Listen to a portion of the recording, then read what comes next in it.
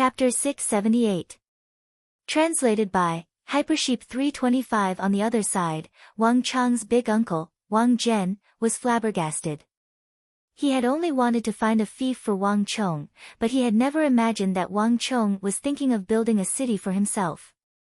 And what shocked Wang Zhen the most was Wang Chong's final words. There truly was a great business opportunity on the road to the west. If Wang Chong succeeded, it would truly be a one-of-a-kind business. On the entire Silk Road, that would be the only city, as well as the largest relay station. All merchants, be they from the western regions, Karak-Spazinu, or the Abbasid Caliphate, would be unable to avoid Wang Chong's city if they wanted to do business. In the entire Tang dynasty, there were countless noble clans, nobles, and aristocrats who had wanted to have a hand in the road to the west, but none had ever succeeded. The reason was very simple. The first was that no one had ever thought of what Wang Chong had just said. The other reason was that it had been many years since the Tang dynasty had opened up a fief. And without a fief, no one could build a city on the Silk Road. Given the importance that the Holy Emperor placed on the Silk Road, the imperial court would have been the first to fail. But now, Wang Chong had truly obtained the right to do so. Wang Zhen had to admit that he had truly underestimated this nephew of his. What Wang Chong wanted was far greater than what he wanted. And if he succeeded, there was a high chance that the Wang clan's harvest would be even greater than that of a wealthy land like the Zhao clan. In the hall, Wang Chong inwardly smiled as he looked at his big uncle, who had clearly been stunned by his words and was deep in thought. In the world he had come from, the concept of managing a city wasn't that big of a deal.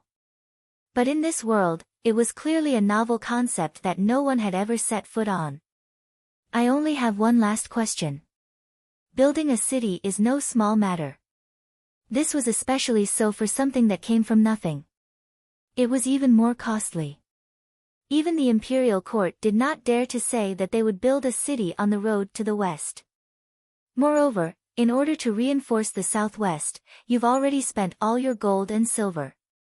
With just the 3 million taels of gold bestowed by the Holy Emperor, how will you build a city? Wang Zhen asked. Lion City in the southwest wasn't very big, but it had already cost several million. Furthermore, it was an empty city. The difficulty and cost of building a city in the barren land of the west was definitely far greater than Lion City in the southwest. Moreover, considering that Wang Chong might want to build some inns or something like that, the cost would be even greater. This was not something that a single Wang clan could support. To construct a fief like this from scratch would require a cost that would make the vast majority of the ancient, wealthy, and powerful clans of the capital shrink back in fear. This is even easier. There are so many great clans and nobles in the capital. Does Big Uncle still have to worry about money? Wang Chong gave a carefree smile. The world was bustling for profit, and the world was bustling for profit. Wang Chong had fully experienced this point in the War of the Southwest. He was just playing the same old trick again. In truth, he didn't even need to say anything. Countless people in the capital were eagerly waiting to work with him. Okay. Upon hearing Wang Chong's words, Wang Zhen suddenly slapped the table and stood up from his armchair. When Wang Chong said that he wanted to build a fief in Wushang, he had been rather angry at the start, but now, all his anger had been swept away, and his eyes were bright and spirited. Chonger, I've never doubted your talent in the art of war. In the field of trade, there is no one in the Wang clan with a better mind for business than you. I was originally most worried about your mind for politics. Since ancient times, countless great generals have brought disaster upon themselves and their clans because they didn't understand the politics of the court. The greater one's talent in the art of war, the higher one climbs, the greater the disaster they will bring upon themselves. I was originally worried about this. After all, you're still too young. But now, I'm completely at ease. Wang Zhen's face was ruddy, and he appeared to be overjoyed. A man's wealth is his own ruin. The exclusive business on the road to the west truly was excellent, but it could also easily bring about a massive disaster. But if Wang Chong were to bring in all the other nobles and great clans of the capital, everything would be completely different. It would be equivalent to all the nobles and great clans of the capital standing together with the Wang clan. This alone would allow the Wang clan to establish itself in an invincible position in the court. This was truly an unshakable cause for all ages. In the future, even if Wang Chong were to truly step into the court and become a member of the faction that wielded real power, his current connections would definitely allow him to become an important figure in the court. Wang Zhen could faintly see traces of the old master on Wang Chong's body. Wang Zhen quickly left the Wang clan, and he left with satisfaction. This nephew of his was always so outstanding, always so proud. In fact, when Wang Zhen left, his footsteps were much firmer, and his head was raised even higher. With a nephew like this, what more could he ask for? What need would the Wang clan have to worry about not being able to prosper in the future? But Wang Zhen had no idea that after he left, Wang Chong quickly fell silent. His gaze fell on the table, on the map of the Tang dynasty that his big uncle had placed on the table. His gaze paused on the famous Silk Road for only a few moments before Wang Chong's gaze quickly moved west, falling on the northwest of the Tang dynasty. The western regions. Wang Zhen had no idea that Wang Chong's insistence on establishing his fief in Wushang was not because of the famous Silk Road, but because of the distant western regions, the Tang dynasty's Annan Protectorate. The Silk Road was a famed road of wealth, a road of gold, but it was also the lifeline of the Tang dynasty's Annan Protectorate.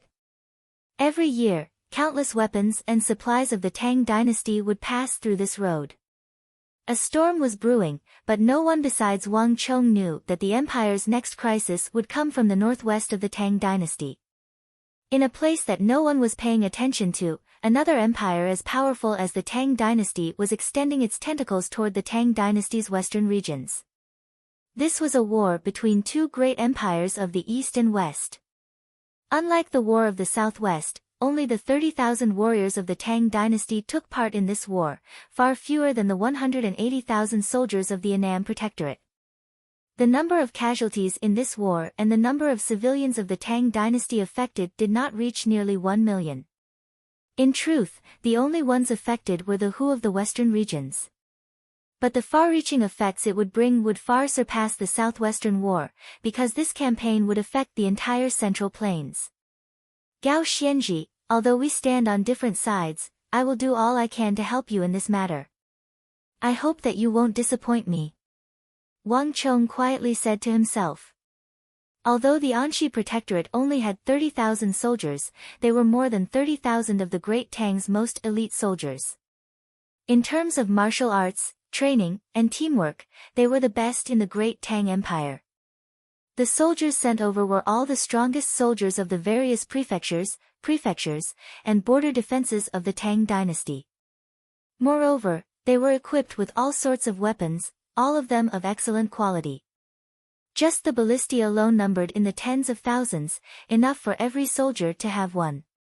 Moreover, there were many more in the storehouses. Almost all the best weapons of the Bureau of Military Personnel of the Tang dynasty had been sent there. In addition, from when Emperor Wu of Han first opened the western regions to when the Tang dynasty was established, the Central Plains had a powerful influence in the western regions. Moreover, Gao Xianji was a foreigner, so he knew many languages of the western regions and was skilled in handling disputes between foreigners and Han. Thus, he was able to wield power in the western regions.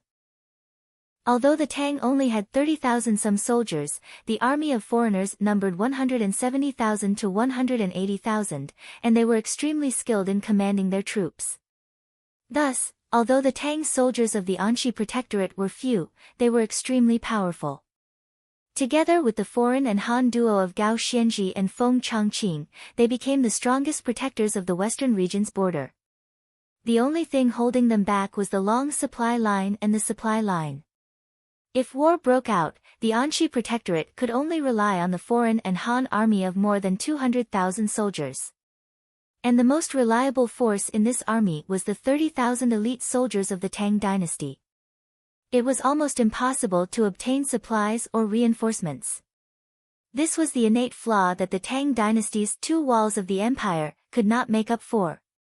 At the same time, it was also the greatest weakness of the Tang dynasty and the rapidly rising Arabian Empire in the far west. And this fief on the Silk Road was the greatest effort that Wang Chong had made for this upcoming war in the western regions. Once he had a massive city to serve as the economic, military, and logistical hub for the road to the west, as well as a storage area. If anything happened in the western regions, the soldiers in the city could quickly travel west to replenish the western regions. This would become the Anxi Protectorate's greatest source of logistical support and the fastest source of reinforcements. This was the true reason why Wang Chong had chosen to build his fief on the barren and desolate Silk Road instead of the rich and populous land of Longxi. As for why he had chosen Wushang on the Silk Road instead of any other place, the reason was extremely simple. Because that was where the Tang dynasty's most valiant and most excellent source of soldiers was located. In the Central Plains, when that calamity had descended, the Tang dynasty's imperial court had made a massive misjudgment. They had mistakenly believed that the otherworldly invaders were not as strong as the legends made them out to be. The reason was that the otherworldly invaders had encountered a powerful resistance at a place called Wushang. Moreover, when they first set foot in the world of the Tang dynasty, they had suffered significant casualties. Thus, the Tang dynasty of that time did not pay much attention to these legendary otherworldly invaders. Their attention was still focused on the foreign countries like Goguryeo, the Turks, Mengshi Zhao, and Uzan. It was only when the armies of the Tang dynasty truly clashed with these otherworldly invaders and were routed like clay chickens and pottery dogs did they realize what it meant to be utterly defeated. Only then did they realize how powerful and terrifying these otherworldly invaders were. Later on, when Wang Chong became the Grand Marshal of the Central Plains, he gathered all of the remnants of Wushang's army, forming a total of 6,000 men. After further training, they became the most elite, powerful, ferocious, and loyal troops under Wang Chong's command. They were known as the strongest Wushang steel cavalry of the Central Plains. Regardless of whether they were mounted or dismounted, these Wushang steel cavalry possessed extremely powerful fighting prowess. Moreover, the meridians of the Wushang steel cavalry were unique. They were born to cultivate martial arts. Even the renowned Tong Luo tribe couldn't compare to them in this aspect. It was a pity that by the time Wang Chong noticed, there were only 6,000 Wushang steel cavalry left. Wang Chong had asked around. At the peak of Wushang steel cavalry, it was said that there were 50,000 people in the village. Even after deducting the women, the elderly, and the children, there were still over 30,000 able-bodied men. It was a pity that these people had all died in battle when the otherworldly invaders invaded the south. This was the deepest regret in Wang Chong's heart back then. 6,000 Wushang steel cavalry had already propped up the war in the later stages of the Great Calamity. If there were over 30,000 Wushang steel cavalry, perhaps everything would be completely different. Chapter 679. Now that he had the authority to establish a fief, Wang Chong would never let go of this chance. The 50,000 valiant warriors of Wushang were Wang Chong's goal.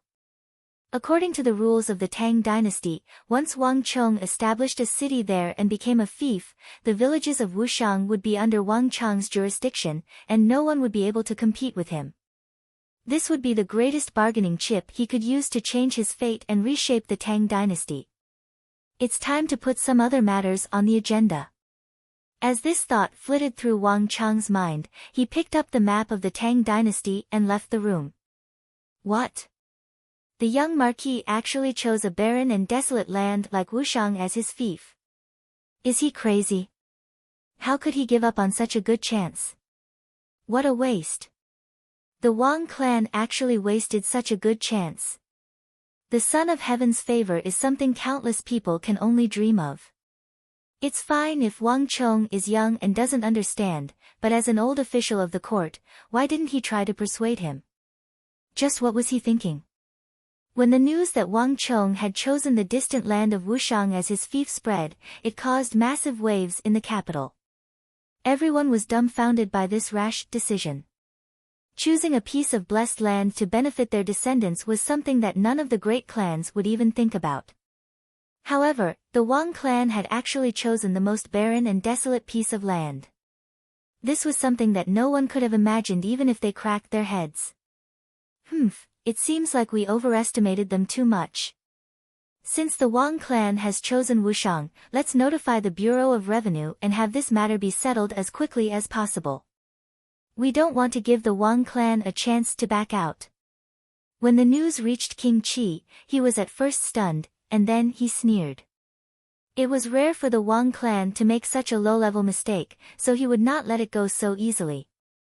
Settling this matter as quickly as possible was the best response to the Wang clan. However, Prince Qi's complacency did not last long. Once the Ministry of Revenue's approval was granted, the situation quickly reversed. News quickly spread through the capital that the young marquis had chosen Wushang as his fief because he had his eye on the Silk Road to the west. In addition, the young marquis had decided to build a massive city on the Silk Road to the west as a resting place for merchants. He wanted to build inns, restaurants, and tea houses there, as well as store a large amount of supplies for the merchants. At the same time, he would provide them with assistance and necessary protection. As the news spread, it caused a huge sensation in the capital. The first to react to this news were the vast number of merchants in the capital. All the merchants from the western regions, the Abbasid Caliphate, and Karak Spa Zenu swarmed to the Wang family residence, asking for information on that city, when it would be built, how big it was, where it was located, what supplies it could provide. These were all things that they were concerned about. The Silk Road was an important route for communication between the East and the West. There was an enormous amount of wealth flowing through it that was difficult to estimate. The degree of its richness was known to all the countries, and there was no one who didn't know about it. But the endless trade routes and the bandits and brigands that could never be eliminated were always a pain in the hearts of all the merchants. Thus, the news that Wang Chong was planning to build a city on the Silk Road immediately attracted the attention of all the merchants in the capital. They were also the ones who were most concerned about this matter. If there was a city that could provide supplies and also provide protection against bandits and brigands, all the merchants would be happy to see it happen and would be willing to give it their full support. More news began to spread. On the same day that the Bureau of Revenue approved the proposal, one of the wastrel scions of the capital said that Li Yi had already given the 3 million taels of gold that the Holy Emperor had bestowed upon him to the master architect of the Bureau of Works, Zhang Shouji, who had once constructed the imperial palace, and had him put in charge of this matter. And Zhang Shouji had already ordered his trusted disciples to begin recruiting manpower throughout the city. That wastrel scion had only learned of this news because he had a good relationship with one of Zhang Shouji's trusted disciples. As for the Wang clan and Zhang Shouji, they were still in a state of lockdown. More news quickly spread. The young marquis had already issued an order to the great clans of the capital. The Wang clan was not prepared to monopolize the fief on the western road. The Wang clan was willing to open the construction of all the cities, inns, and restaurants in the city to all the great clans of the capital so that everyone could share in the enormous profits of the Silk Road. This news was like a stone thrown into a lake, and all the great clans of the capital went into a frenzy. No one dared to imagine just how rich the profits of the Silk Road to the west were, especially since the city that Wang Chong was about to build was the only fief on the Silk Road. No one could compete with him. This was truly a unique business. If Wang Chong was willing to open this business to everyone, the great clans would reap unimaginable profits. Moreover, unlike ordinary business, this was not a business that could be cut off. If they could participate, all the great clans would be able to obtain an endless stream of profits. No great clan could refuse this proposal. Once Wang Chong opened the door, all the great clans would rack their brains and fight over it until their heads bled. And Wang Zhen's stance was quickly made clear. Wang Chong had given his fief to Wushang, obtaining his full support. Moreover, Wang Zhen had also announced that Wang Chong's decision was the decision of the entire Wang clan. And the entire Wang clan would give its full support to Wushang's construction of a city. This final statement was the final word, instantly making the matter of Wushang's construction of a city the center of attention of the entire capital. Many clan heads even personally came to visit the Wang clan with treasures. With this, the greatest obstacle to Wang Chang's construction of a city was resolved. Sai, I'll leave this matter to you. No matter what, I need you to do your utmost to recruit, persuade, and subdue the people of Wushang. In the study, Wang Chong and Li Sai stood across from each other. Wang Chong took out a token from his waist and handed it to Li Sai. This is my marquee token. Take it. When necessary, you can transfer soldiers from the Qixi Protectorate, Biting Protectorate, or any of the surrounding armies to cooperate with you. The people of Wushang revere strength, but it's very difficult to subdue them with brute force alone. Thus, you need not only strength, but also wisdom and etiquette to obtain victory. Yes, this general will go. A hint of confusion flickered through Li Sai's eyes, but he quickly clasped his fist and bowed. Li Sai had no idea what Wushang was, nor had he ever been there, nor did he know why Wang Chong placed so much importance on that place. However, a soldier's duty was to obey orders, and Li Sai was confident that no matter what Wang Chong wanted him to do, he would have a reason. Li Sai took Wang Chong's token and quickly left, leaving only Wang Chong in the room. All was quiet, and Wang Chong's eyes flickered with a pensive light. The people of Wushang revered strength and would not easily submit to others. Otherwise, no one would have been able to subdue them after so many years, and so many people wouldn't have died in the struggle against the otherworldly invaders. However, Wang Chong was not too worried about Li Sai. After all, Li Sai was the future invincible general. He could rely on his bravery to change the course of a war, and he could also rely on his charisma to win over a large number of people. For a person who wasn't very proficient in the art of war and battle formations to be able to single-handedly raise the morale of his troops and turn the tides of a large-scale battle, there was only one person in the entire Central Plains who could do this. If even Li Sai could not subdue the people of Wushang, then it was even more impossible for others to do so. Next, I should think of a way to build that city. This thought flashed through Wang Chong's mind, and he quickly returned to his senses. He pushed open the door and walked out of the study. In the main hall of the Wang clan, there was a familiar figure with a ruddy complexion and high spirits. He was currently sitting on an armchair in the Wang clan, leisurely drinking tea. Young master. When he saw Wang Chong walk out, Zhang Shouji almost scalded his tongue. He hurriedly put down his teacup and stood up. You've been waiting for a long time. As Wang Chong spoke, he walked over and gestured for Zhang Shouji to sit down, and then he sat down across from him. Ha, I heard that young master was receiving guests, so I told them not to disturb you. I didn't think that young master would come before I could even notify him. Zhang Shouji smiled as he sat back down. Quite a few great clans have come to seek you out recently, right? Wang Chong picked up another teacup and took a sip. Haha, thanks to young master, everyone has their eyes on that thief on the Silk Road, wanting to get a piece of the pie. I've counted them, and almost 80% of the great clans in the capital have come to seek me out. All sorts of treasures, pearls, agate, corals, and jadeite have made my hands go soft. As for the remaining 20%, most of them don't have enough strength and know that they can't compete with the other clans, so they've backed off, so they haven't come. At Wang Chong's words, Zhang Shouji couldn't stop smiling. In his recent time with Wang Chong, the matter of the Silk Road thief had made him an influential figure in the capital. The number of people begging him with gifts could form a line from the east to the west of the city. When he thought about how he had been ignored, he didn't even dare to imagine this. But, young master, I'm a little afraid of taking in so many people.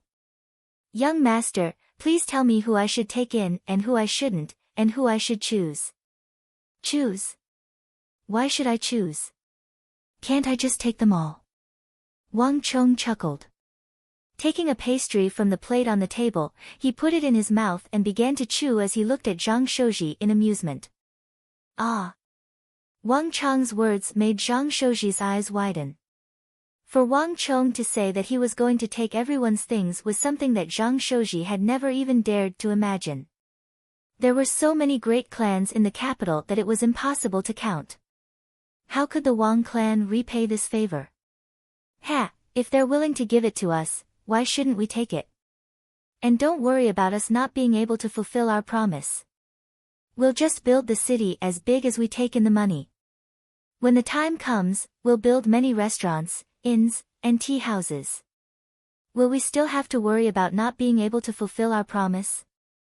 Wang Chong chuckled, unconcerned. Chapter 680. The construction of a city had always been a huge project that consumed a lot of money and was extremely extravagant. As a master architect, Zhang Shouji had been most worried about a lack of funds during construction, leading to the abandonment of the project halfway. But now, the funds he had gathered were more than enough to build quite a few cities. This was no longer as simple as a few 100,000 or a few million taels of gold. For the first time in his life, Zhang Shouji didn't need to worry about funds at all. But this time, not only was he not pleasantly surprised, he was even a little worried for Wang Chong. But it was not so easy to accept money from the great clans. Young master, this is no small matter. I hope that young master will be careful. Zhang Shouji said in a low voice. Wang Chong smiled but said nothing. He naturally knew what Zhang Shouji was worried about. If his goal was only to use the fief to make money, then accepting so much money from the great clans would naturally be a problem. But Wang Chong had ulterior motives. Making money was just a facade, but the truth was far from it. Moreover, the larger the city, the more clans it would attract. Only then would it be of greater help to the western regions, and it would also be able to obtain more resources and support from the great clans. And from a certain perspective, this would allow his fief to have the greatest influence. A general needed extraordinary foresight and daring. This was something that Zhang Shouji did not possess. I have my own plans. Sir Zhang, there's no need to worry. Wang Chong smiled faintly as he raised a finger. In addition, I hope that the construction of the city can be put on the agenda as soon as possible. 1 month, at most 1 month. Excluding the transportation time of wood and ironware, I hope to complete the construction of the city within 1 month. Buzz. Hearing Wang Chong's words, Zhang Shouji's body trembled and he suddenly raised his head. The construction of a city had always been time-consuming and laborious. The larger the city, the longer it would take. It was completely normal for an ordinary city to take a year or 2. Now that Wang Chong had received so much money from the aristocratic families, wanting to use it all to build a city and finish it within a month was simply impossible. Where there's a will, there's a way. Old Mr. Zhang, have you forgotten about that city of steel we built on the mountain to resist Mengshi Zhao and Ozan? Wang Chong seemed to have seen through Zhang Shouji's thoughts and smiled. But even this is not enough. Zhang Shouji was a little anxious. Building a huge city within a month was a miracle that could only be accomplished by God. Wang Chong's request was simply impossible. It's naturally impossible for an ordinary city, but that's not necessarily the case for a steel city. Wang Chong smiled and waved his hand without even turning his head. Wei Guo, Wei Wu, bring the thing in. Bang! The door opened, and the 2 guards, Wei Guo and Wei Wu, walked in with a large metal chest that had been prepared in advance. Zhang Shouji, whose face was full of worry a moment ago, seemed to have already expected this. He looked at the box and laughed. He took 2 or 3 steps away from his seat, and without waiting for the big iron box to stabilize, he rushed over and opened the iron box's lid. I was right. Young master really did come prepared. Zhang Shouji looked at the white scrolls in the metal box, beaming with joy. He reached out with his right hand and scooped up one of the scrolls. His previous worried expression was nowhere to be seen. Swish! He unfurled the white scroll, revealing a profound, complex, and incomprehensible structure. In the past, unless Wang Chong personally explained it, not even the most formidable architect of the Tang dynasty would be able to see through Wang Chong's secrets. The majority of people probably didn't even know what this was. But after working with Wang Chong on the steel wall, on the surface of the mountain, Zhang Shouji could tell at a glance that this was a blueprint for a steel wall. Moreover, it was a massive and complex structure that was even grander than Wang Chong's steel wall, in the southwest. Not bad, not bad. Ha ha ha, this is true wealth. Young master, from the southwest, I knew that you would definitely build a true steel city. My premonition was right. Although a month is rather short, if it's a steel city, I'm willing to do my utmost and use all my strength to complete it. Zhang Shouji's eyes were bright, his entire body trembling in excitement. He looked at the white scroll like it was the most precious treasure in the world. The gifts sent by the aristocratic families were indeed tempting, but for a true civil engineering master, only the truly great architectural blueprints were the most tempting treasures in the world. A steel city. Although he had only seen a small portion of this massive structure, to Zhang Shouji, from this moment onwards, there was nothing in the world that could attract his attention more than this never-before-seen steel city. Right now, even if it was an imperial decree, even if it was his life, he could not give up, much less withdraw. 1, 2, 3. Zhang Shouji was constantly unfurling one blueprint after another, his expression excited as if he had found a priceless treasure. Wang Chong took a sip of his tea, a smile on his face. Ever since he had learned that he could be granted a fief, he had focused his attention on this steel city on the Silk Road. Time was limited, and the war in the western regions would soon arrive. He simply didn't have 2 or 3 years to build a city. Thus, Wang Chong's best choice was to use modular construction to create a city of steel that had never appeared in this world. In normal circumstances, even if he used modular construction, building a city of steel in a month would still be impossible. This massive and complex project was not something that any great clan, rich or powerful, noble, or imperial prince could accomplish. But it just so happened that Wang Chong had completed the most complicated part. He had pulled in all the great clans of the capital. Once these people were brought in, Wang Chong could borrow the wealth, resources, and manpower of the great clans of the capital to move the world. He could borrow the strength of the entire Tang dynasty to build this all-important steel city. Once this plan succeeded, it would no longer be a problem of Wang Chong building his fief alone. The entire Tang dynasty, the entire world, would be helping Wang Chong build his fief. This fantastical undertaking required enormous resources, wealth, and authority. Nothing like this had ever happened in the history of the Tang dynasty. But now, in Wang Chong's hands, this unimaginable feat had become a reality with his own hands. The blueprints for this steel city are all here. I will leave all the resources, manpower, resources, and finance required for its construction to you. In addition, I will have the 4 great swordsmithing clans and all the swordsmiths and shops in the capital cooperate with you. In this aspect, Wei Guo and Wei Wu will do their utmost to cooperate with you. Seeing Zhang Shouji's eager expression, Wang Chong gave a knowing smile. Putting down his teacup, he stood up from his seat. In addition, once all the great clans receive their money, you will truly be able to mobilize all the swordsmiths, and mines in the world to begin your construction. Ha ha ha, I already had this intention. Even if young master didn't say so, I would still do it.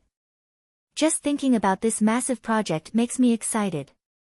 If young master doesn't mind, I would like to immediately bid farewell and begin the preparations. Zhang Shouji excitedly said. To a master architect, construction was their life. To be able to create a massive project that would go down in history was the dream of every master architect. And a massive, unimaginably massive steel city on the road to the west was definitely possible. Zhang Shouji quickly left with the chest filled to the brim with blueprints. He called over 30 guards from the Wang clan and even enlisted Mayasame Ayaka's help to escort him back home. It was as if the chest wasn't filled with blueprints but the most valuable treasure in the world. Now, there's only one thing left. In the hall, after Zhang Shouji had left, Wang Chong raised his head, his fingers tapping on the table as thoughts flitted through his mind. If he wanted to change the western border of the empire and change the fate of the Anxi Protectorate, he could not just build a city on the Silk Road. At the same time, this was not something that Wang Chong could solve by recruiting a few Wushang warriors. If he wanted to resolve the problem of the Anxi Protectorate once and for all, this was far from enough. In Wang Chong's plan, there was still one last step missing. Out of the city. After leaving his home, Wang Chong boarded a carriage and passed through the streets and alleys, finally passing through the city gate and into a mountain outside the city. Amidst the boundless mountains, a flat, man-made mine stood at the foot of the mountain. The periphery of the mine was heavily guarded. Countless well-armed soldiers were guarding the outside of the mine. Wang Chong's promotion to Marquis was a major event for the entire Wang clan. In order to celebrate, the entire Wang clan had sent gifts. These soldiers had all been sent over by the old subordinates of Wang Chong's grandfather. They had all been carefully selected, warriors of extraordinary strength and extremely reliable. And the latter was what he valued the most. Young master. Upon seeing Wang Chong appear, figures hurriedly emerged from the mine, strode to Wang Chong's carriage, and bowed. Jingdian, there's no need to be so courteous in front of me. Wang Chong waved his hand and stopped him, his gaze quickly turning to the mine. How are the preparations for the matter I arranged coming along? Reporting to young master, all the lime and clay have been prepared. In addition, according to young master's orders, we have gathered a large number of masons and had them prepare the materials. Zhao Jingdian respectfully said. Take me to take a look. Wang Chong said. Chapter 681. This was a brand new mine. Wang Chong had been made a marquis and possessed enormous influence in the capital. Coupled with his enormous wealth and influence in the capital, it was a simple matter for him to own a brand new mine. As he walked into the mine, his vision darkened. When Wang Chong opened his eyes, he could finally make out the scene before him. Piles of white lime and brown clay were piled up like small mountains in the mine. Not far from these piles of clay and lime was a water trough that flowed down from the mountains. Not far from this water trough were 40 to 50 experienced masons who had been recruited by the Wang clan. Paying respects to Marquis. Upon seeing Wang Chong enter, all the masons bowed at the waist, their expressions extremely respectful. There's no need to stand on ceremony. Wang Chong waved his hand as he walked into the mine. The interior of the mine was extremely spacious. Although it was not as bright as the outside, it was not dark. In addition, all the structures, like the water trough and the air vents, had been arranged in a very reasonable manner. Not bad. Wang Chong scanned his surroundings and gave a slight nod. Although everything was built according to his wishes, it was still the first time he came here. Pass on my order. Double the number of soldiers. In addition, tell the great clans that are cooperating with us to send more experts to guard the perimeter as well. Wang Chong said. Just like how Wuzi steel had been forged in the Weihao clan's mine, no one could have imagined that the world's most famous Wuzi steel weapons would be forged in that mine. And just 1,000 Wuzi steel weapons had shone brilliantly in the War of the Southwest, attracting the attention of the entire world. Although this mine seemed ordinary, only Wang Chong knew that what it would produce in the future would be even more important to the Tang dynasty than the Wuzi steel weapons. This was because what Wang Chong was about to forge in this ordinary mine would assuredly change the entire Central Plains, the entire Tang dynasty. Cement. Once, Wang Chong had constantly pondered this question. What was the greatest advantage of the Central Plains, the Tang dynasty, or perhaps the entire Central Plains where the Han lived? Without question, it was vast territory and abundant resources. Then what was its greatest weakness? Although he was unwilling to admit it, Wang Chong's final answer was vast territory and abundant resources. Everything had two sides. The Tang dynasty's vast territory and abundant resources meant that it had an enormous population, enormous resources, and formidable regenerative abilities. But at the same time, its vast territory meant that its enormous population, resources would require an extremely long period of time to be successfully transported. Before the soldiers and horses are mobilized, the provisions and fodder must go first. 3 months of war, 3 years of preparation, this was a major flaw that required enormous expenditure. In the War of the Southwest, the Tang dynasty had so many soldiers and imperial great generals, but when Daluan Ruozhen and Huishu Wuzong led more than 200,000 cavalry east, the Tang dynasty had been unable to muster a single soldier to support them. Although it could be said that the foreign kingdoms on the border were keeping them in check, the more important reason was that such a massive country was not easy to mobilize, and all kinds of transportation and reinforcements were extremely time-consuming. Even Wang Chong, one of the elites of the Tang dynasty who had prepared for this war, had still spent more than a month marching south, traveling day and night. But the opponents of the Tang dynasty, whether it was Meng Shizhao or Uzun, did not have this problem. Jelifeng had not prepared for this war for 3 years. And it had taken only a moment for Daluan Ruozhen and Huishu Wuzong to leave the plateau and join the war in the east. From making a decision to actually entering the war, they had not needed a single moment. Further, on the northeast border, in the territory of Yuzhou, even a famous general like Zhang Shogui, a veteran general, a master of the art of war, would find it very difficult to wage a very intense war against the Goguryeo Empire ruled by Yun Gaesaman. Yun Gaesaman did not need to prepare provisions for 3 years. If something happened in one place, he could immediately send reinforcements from other places. Although this would take some time, it would not take several months. In contrast, the Annong Protectorate could only rely on its own power to deal with an empire. Although the Tang dynasty was powerful, its vast territory made it difficult for it to mobilize its forces. In its battles with foreign countries, it had always been on the defensive. The transportation of provisions and the long distances made it difficult for this empire to put all its strength into dealing with its foes. It was the same with Meng Shizhao, it was the same with Uzun, it was the same with the Eastern and Western Turks, it was the same with Goguryeo, and it would be the same with the distant Arabian Empire in the future. In order to resolve the millennia-old predicament of the various dynasties of the Central Plains, one had to solve the vast and arduous transportation problem. Cement was the solution that Wang Chong was using to solve this problem of the world. A smooth, open, and level road could save far more time than a rugged mountain path. It could more quickly transport the soldiers of the Tang dynasty from one place to another, and it could more conveniently transport the provisions of the various prefectures and provinces of the Tang dynasty to the capital, where they could then be transported to other battlefields. If one had an extremely convenient road system that extended in all directions, one could transform the Tang dynasty from an extremely fat man to a muscular man who could move quickly, and it would also be able to intimidate the surrounding foreign countries. This was something that could not be achieved or replaced by any martial arts or martial arts. Martial arts were only about one person's bravery, but strategy was about seeing the greater picture. No matter what era, a strategic view of the greater picture could not be replaced.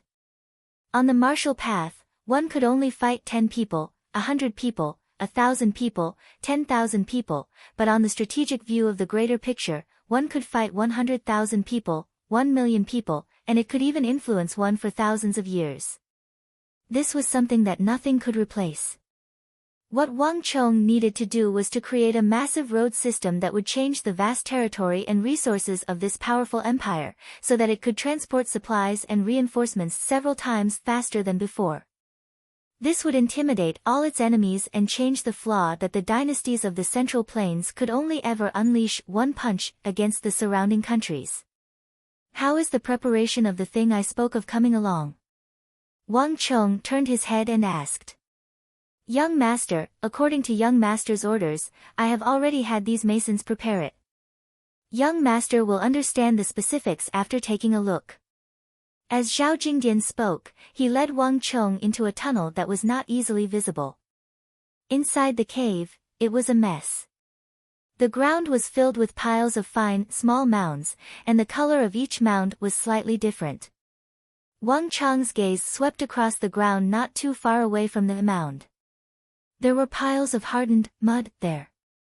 Young master, according to your instructions, I've already asked the masons to mix lime and clay according to different proportions to make different kinds of slurries. However, the results are still not satisfactory. Young master, you'll understand after taking a look, Zhao Jingdian said.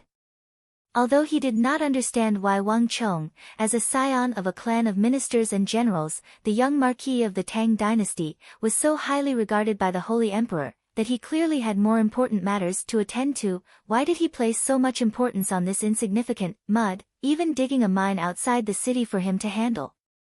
But Zhao Jingdian was well aware that Wang Chong never spoke without thinking. This seemingly unremarkable mud was assuredly extremely important to Wang Chong, and it was highly likely to be related to some important future plans. Thus, even though he had been transferred to this tiny mine, Zhao Jingdian was conscientious and dedicated to his duties without a word of complaint. Wang Chong silently walked over, bent down, and grabbed a handful of the hardened mud. A pile of fine powder quickly seeped out from between his fingers. Wang Chong's brow furrowed at this sight. This fine powder was so brittle that even a person stepping on it would be pulverized, let alone bearing the weight of a carriage. Cement of this quality was simply incapable of building the roads he wanted, much less completing his plan to transform the empire and shorten the time needed to transport soldiers and reinforcements. After a few moments of silence, Wang Chong took 2 more steps forward to the second pile of hardened mud, and reached out once more. This time, it was much better. Compared to the first pile of hardened mud, this second pile was much harder, but it was still not enough. With a light tug, it shattered, and Wang Chong did not even need to use stellar energy. As he walked through the third pile, the fourth pile, the fifth pile, each pile of hardened mud had different problems. Some were too brittle, others too loose, but regardless of the type, they were all far from what Wang Chong wanted. I've already had these experienced masons try different ratios. Increase the amount of lime, increase the amount of clay, or change the amount of water. In total, they've tried several hundred different methods, but in the end, they're all unsatisfactory. The hardness of this stuff is too low. In 2 days at most, it'll crack and release a lot of powder, just like what young master is seeing right now. Zhao Jingdian's voice rang out in his ear. Wang Chong instantly fell silent. Developing cement was far more difficult than he had imagined. Although the materials required for cement weren't too rare in this era and could be developed in theory, it was easier said than done, and carrying it out was far from easy. But even though most of the mud can't be used, these experienced masons still managed to find the optimal ratio of lime and clay. This can be considered the greatest harvest of this period. While Wang Chong was in low spirits and deep in thought, Zhao Jingdian's voice rang out in his ear. At these words, Wang Chong's eyes brightened and his spirits lifted. He turned his head to look at Zhao Jingdian. Where's the pile of mud you spoke of? Wang Chong stood up and asked. Chapter 682. We've tested it before. About 3 parts of lime and 1 part of clay have the best effect. Zhao Jingdian respectfully said, but even so, I'm afraid it's just the pot calling the kettle black. Wang Chong nodded. Zhao Jingdian's research had shown some results. It was already quite impressive that they had been able to find the optimal ratio of lime to clay. In fact, Wang Chong felt that the correct formula should be like this. However, this was obviously far from enough. What Wang Chong needed was a cement road that could carry more than a dozen people and weigh thousands of pounds. This level of mud in front of him was obviously not enough. Moreover, just as Zhao Jingdian had said, cement of this level really could only be called mud. It was clear that something else needed to be added. Jingdian, did you get the thing I mentioned before? Wang Chong stood up and asked. Young master, are you talking about the silk ore? A few days ago, according to young master's instructions, we sent people to the mountains of the Northwest Silk Road to dig up the ore that young master mentioned. However, whether or not it is the Lu ore that young master spoke of will still require young master's confirmation. Men, bring those ores over. Zhao Jingdian waved his hand, and several guards quickly brought in a basket of ore. Looking at the reddish-brown ore in the basket, Wang Chong snickered inwardly. Of course, there was no such thing as Lu ore in this world. It was just aluminum ore. However, in the world of martial arts, only iron ore would be valued. As for aluminum, of course, there was no such thing. This should be it. Wang Chong looked at the ores in the basket and nodded. Aluminum ore itself was not reddish-brown, but there were some iron ore impurities in it, so it appeared this color, but it was still different from real iron ore. This was actually easier to recognize. In the era of the Tang dynasty, there was no concept of aluminum. Just like Zhao Jingdian, he mistook aluminum for strand, and he was completely confused. This made things easier for Wang Chong. At least in this era, no one could compete with him in aluminum ore. As for why Wang Chong had Zhao Jingdian search for aluminum ore, it was very simple. In Wang Chong's memories, adding aluminum or powder to cement could greatly increase the hardness and viscosity of cement. If the cement, made of limestone and clay was the most basic version, then the cement, made with aluminum or powder was definitely the more advanced version, and it was infinitely close to the complete version of cement. Bang! Wang Chong lightly clapped his hand and sent out a gust of gang qi. Under the influence of an invisible force, the aluminum ore in the basket was immediately crushed into fine powder and leaked out from the gaps in the basket. Young master. Wang Chong's move caught everyone by surprise, and even Zhao Jingdian was perplexed. Jingdian, call a few masons over and mix it according to the ratio of lime and clay you mentioned. After that, add in the aluminum or powder. Right, pay attention to the amount of water you add. The more water you add, the worse the performance. Study the optimal amount of water. Wang Chong dusted off the aluminum or powder and stood up. Now that he thought about it, Wang Chong realized that he had overlooked something. Besides the lime and clay, there was also the amount of water that should be added. These things could also affect the performance of the cement. Most obviously, even the best cement would immediately vanish if thrown into the sea, so how could it have any viscosity? Zhao Jingdian had clearly overlooked this as well when ordering the masons to mix the cement. Yes, young master. A hint of confusion appeared in Zhao Jingdian's eyes, but he still quickly nodded. He would unconditionally obey Wang Chong's orders. The masons in the mine quickly began to work. Wang Chong called over a few more baskets of aluminum ore and crushed them into powder. He personally supervised the masons as they divided them into piles and mixed them according to the amount of water and aluminum or powder. The mixing didn't take long. 40 to 50 piles of new mud were quickly mixed in the mine according to different proportions. However, the most crucial part was the next hardening process. This would take a long time, and he could only wait. There was nothing else he could do. Wang Chong was clearly very patient, standing in the mine and waiting, showing no signs of impatience. This cement that could change the fate of the empire was no less important to Wang Chong than to the City of Steel, perhaps even more so. An hour later, young master, it's done. A chief mason stood in front of Wang Chong and respectfully said. Wang Chong nodded and gestured to a foreman. He walked over and grabbed the first pile of hardened mud. Then, he immediately turned his head around with excitement on his face. Incredible! Young master, good news! With the addition of the cement powder, the cement has become several times harder. The foreman's entire body trembled in excitement. The masons in the mine also became excited at these words, and they began to gather around. During this period of time, they had been surrounding this mud every day, but basically all of their experiments had failed. But now that they heard that the cement had become much harder, how could they not be excited? Young master, This is good stuff. With this cement, it'll be much easier to cultivate in the future. The experienced foreman grabbed a handful of hardened mud and placed it in front of Wang Chong, his face brimming with hope. At this moment, he immediately realized the enormous use of this material in construction. But to his surprise, Wang Chong's brow creased. They might be satisfied with this kind of cement, but for Wang Chong, it was far from what he wanted. When the foreman grabbed a handful of cement from the pile, it meant that the experiment had failed. Although the hardness of this cement had been greatly improved, it was still far from the cement that Wang Chong wanted.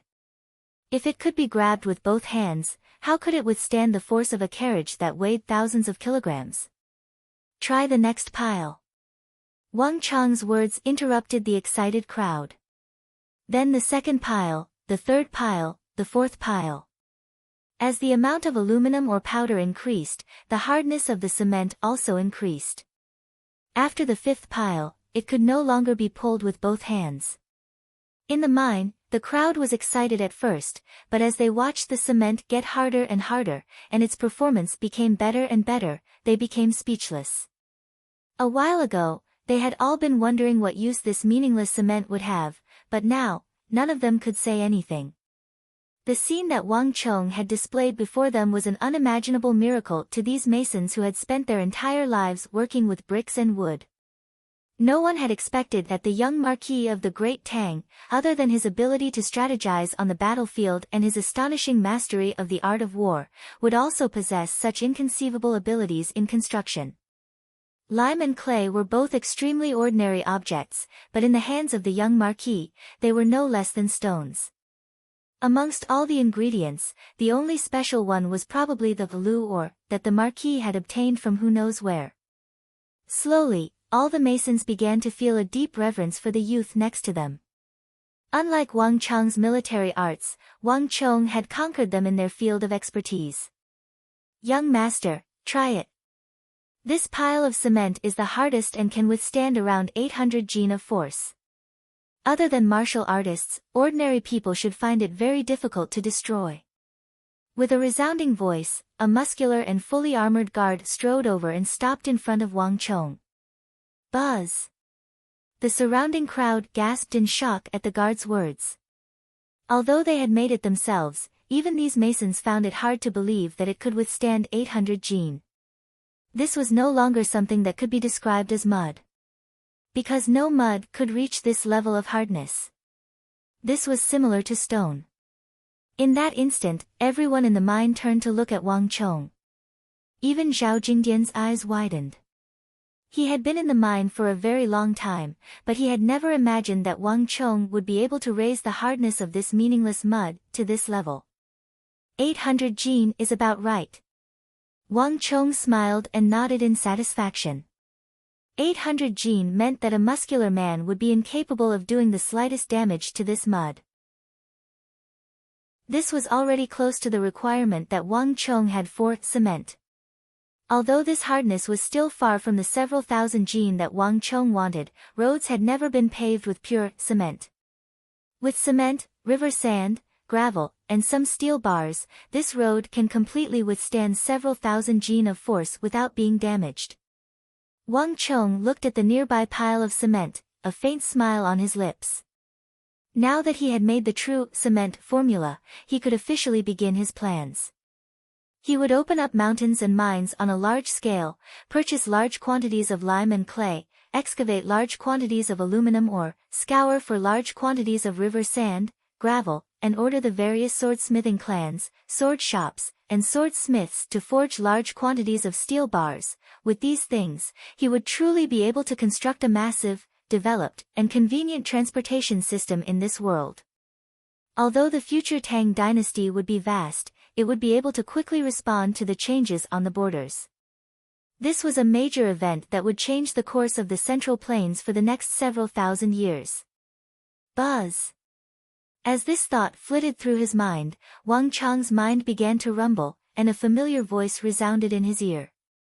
Congratulations to user for unlocking the mission Empire's Fury. The crisscrossing roads are like the veins of the earth, rushing over the land. But the swollen structure, the vast expanse of the land, have troubled this massive and ancient empire, causing it to slumber like a lion. But one day, when the lion awakens, it will unleash a heaven-shaking fury that will pierce through everything. Congratulations to user for developing, cement and unlocking the first step of the empire's fury, the fury of the road. Cement is a weapon that can change the fate of the empire.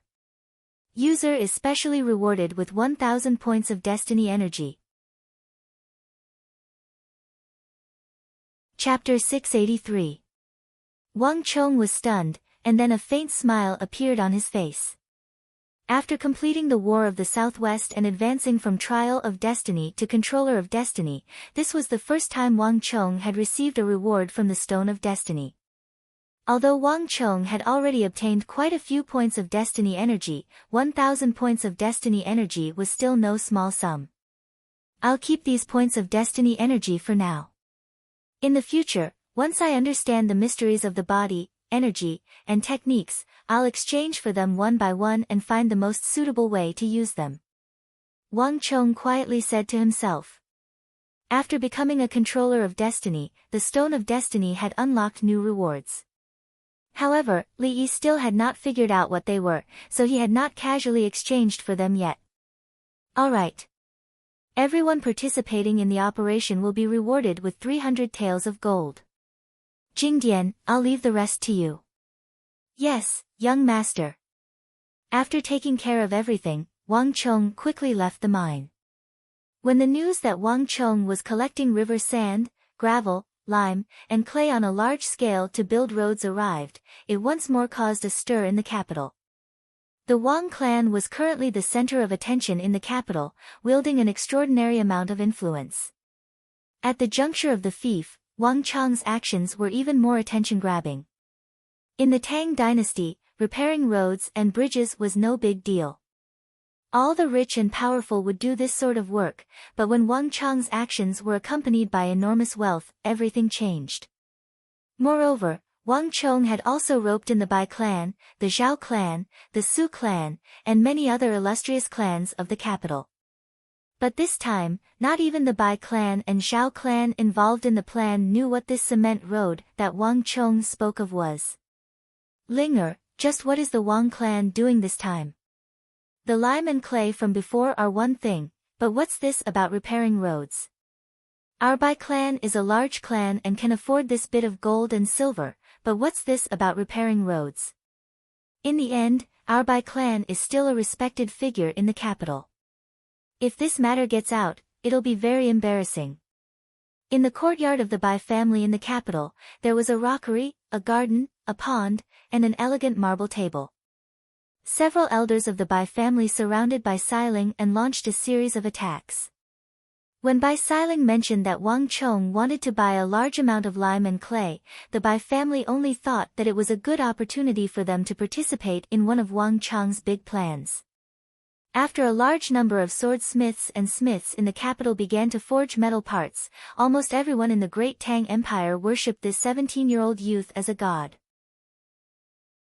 Countless great clans wanted to form a relationship with him so that, just like in the War of the Southwest, they could obtain a share of the credit for his achievements. However, the lime and clay that Wang Chong collected were actually for the purpose of repairing the road. This made things awkward. No matter what, the Bai family was still a top aristocratic family that played an important role in the Tang dynasty. Being involved in this kind of thing would cause the Bai family's prestige to plummet all of a sudden, and it would be very embarrassing for them among the aristocratic families. That was why the scene before them happened. Third great uncle, second great uncle, and big uncle. I really didn't know about this.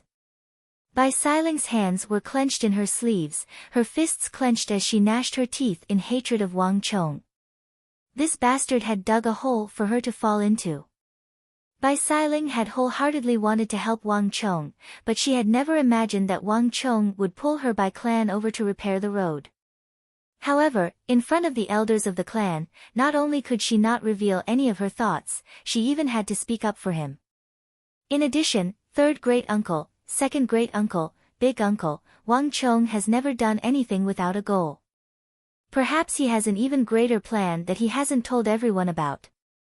Bai Siling said, her hatred for Wang Chong burning. But at this moment, Wang Chong had no idea. Outside the capital, in the Kunwu training camp, the mountains and plains were filled with cheers of Wang Chong. Young master, we're currently in the Kunwu training camp, and hundreds will answer our call. Who knows how many students want to join our deflecting blade manor? In this period of time, I've already received 6,000 or 7,000 applications. I can't look at all of them by myself, so I've already found quite a few people to help me. On the summit of Deflecting Blade Manor, a banner flapped in the wind. Beneath the banner, Wei Anfang and Wang Chong stood side by side, looking down the mountain. Upon learning that Wang Chong had returned to the Kunwu training camp, a sea of people had gathered around Deflecting Blade Mountain, all of them coming to welcome Wang Chong. From time to time, one could even hear the voices of the young Marquis and the Empire's 8th general in the crowd. The Tang dynasty's 3 great training camps were Longwei, Shenwei, and Kunwu. Originally, Kunwu training camp had been the least prestigious, but because of Wang Chong, it had become the most prestigious of the 3 great training camps. Even many of the scions and nobles were no longer going to Longwei or Shenwei, but to Kunwu training camp. This is a good thing. Isn't this exactly what we've been hoping for? Wang Chong held his hands behind his back, his sleeves flapping in the wind as he smiled. The current Wang Chong was very different from before. Every movement of his exuded an invisible might, a free and unrestrained dignity and bearing that could make others submit to him. But now is the time for the brothers of the academy to go out and temper themselves. Wang Chong said. The Kunwu training camp in this life was vastly different from the one in his previous life, and its influence was far greater than the one in his previous life. Wang Chong had already skimmed through the list of names that Wei Anfang had sent over. Many of the famed generals that had appeared in Longwei and Shenwei had begun to appear in Kunwu training camp. However, they could no longer wait for a calamity to allow them to mature. What Wang Chong needed to do now was to have them mature as much as possible before that calamity arrived. This was also the primary reason he had returned to Kunwu training camp. I've already made the arrangements. This is the first list. As Wang Chong spoke, he took out a white letter from his sleeve and handed it over. Go and make the arrangements so that they can set out as quickly as possible. In the southwest, the skirmishes with Mengshi Zhao and Uzun are still ongoing. This is the best opportunity for you all to train. In addition, I've also talked to the people in the north. Although An Sishan has a problem with me, it's impossible for him not to give face to the King of Song. You all can still be taken care of there. Wang Chong indifferently said, his words imbued with the vigor of one who could judge the world. The time had come. Now was the best time to start training. Wang Chong had already gathered too many famed generals in Kunwu training camp. Normally, they would need that great calamity to grow. However, it was not necessary now. With the power and influence of the Wang family and the King of Song, as well as the limelight of him being recently conferred the title of Marquis and becoming the Emperor's disciple, Wang Chong was confident that he could send them to every corner of the Tang dynasty and give them the fastest growth. Sun Bufan will definitely be overjoyed if he knows. This is something he has been dreaming of. Wei Anfang only lowered his head to look at the letter in his hand and immediately smiled. Sun Bufan's name was on the paper, and he was ranked first. Wei Anfang had always been in Deflecting Blade Manor, so he was well aware of the influence of Wang Chong's achievements in the southwest. Right now, all of Deflecting Blade Manor, including the Kunwu training camp, were eager to learn from Wang Chong and go to the border to establish a career. Anfang, seeing how excited you are, if you want, I can also arrange for you to go to the border to gain experience. Wang Chong suddenly smiled. Young master, please don't. I don't want to establish a career.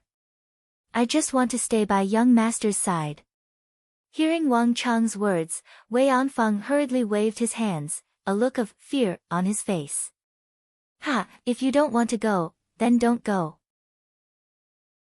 Look at how frightened you are. Wang Chong shook his head and laughed. Seeing that Wang Chong had seen through him, Wei Anfang's expression turned serious. He put away that frightened expression, and his expression became much more natural. Young master, you should keep me by your side. I feel that staying by young master's side and helping you deal with some matters that are within my power is enough. Moreover, is there anything better than staying by young master's side to establish a career? Wei Anfang said. Wang Chong couldn't help but laugh. Wei Anfang, on the other hand, gave a faint smile. He wasn't lying. After Wang Chong was conferred the title of Marquis, his status had soared, and Wei Anfang was now highly regarded by the clan. And it wasn't an exaggeration to say that Wei Anfang's position was currently being coveted by countless people.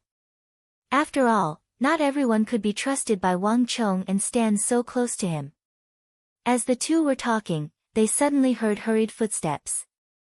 Wang Chong subconsciously turned his head and saw a familiar figure rapidly approaching the mountain. Instructor Zhao. Wang Chong's eyebrows shot up in surprise, but he quickly walked forward with a smile. You rascal, why didn't you come to greet us first? The first to speak was actually Zhao Qianqiu. Striding forward, he punched Wang Chong's shoulder and burst into laughter. How is that possible? The first person I looked for was you, but they said that you had already left the training camp. I asked them where you went, but no one knew. Wang Chong laughed heartily. Not minding it at all, he hugged Zhao Qianqiu tightly. Looking at Zhao Qianqiu, warmth welled up in Wang Chong's heart. In the entire training camp, the one whom Wang Chong felt the closest to was Zhao Qianqiu. Even now, he still remembered how Zhao Qianqiu had thrown a tiger into his room in the middle of the night. It was a pity that the Gogurians were trying to assassinate him then. Right, Instructor Zhou, you're here too.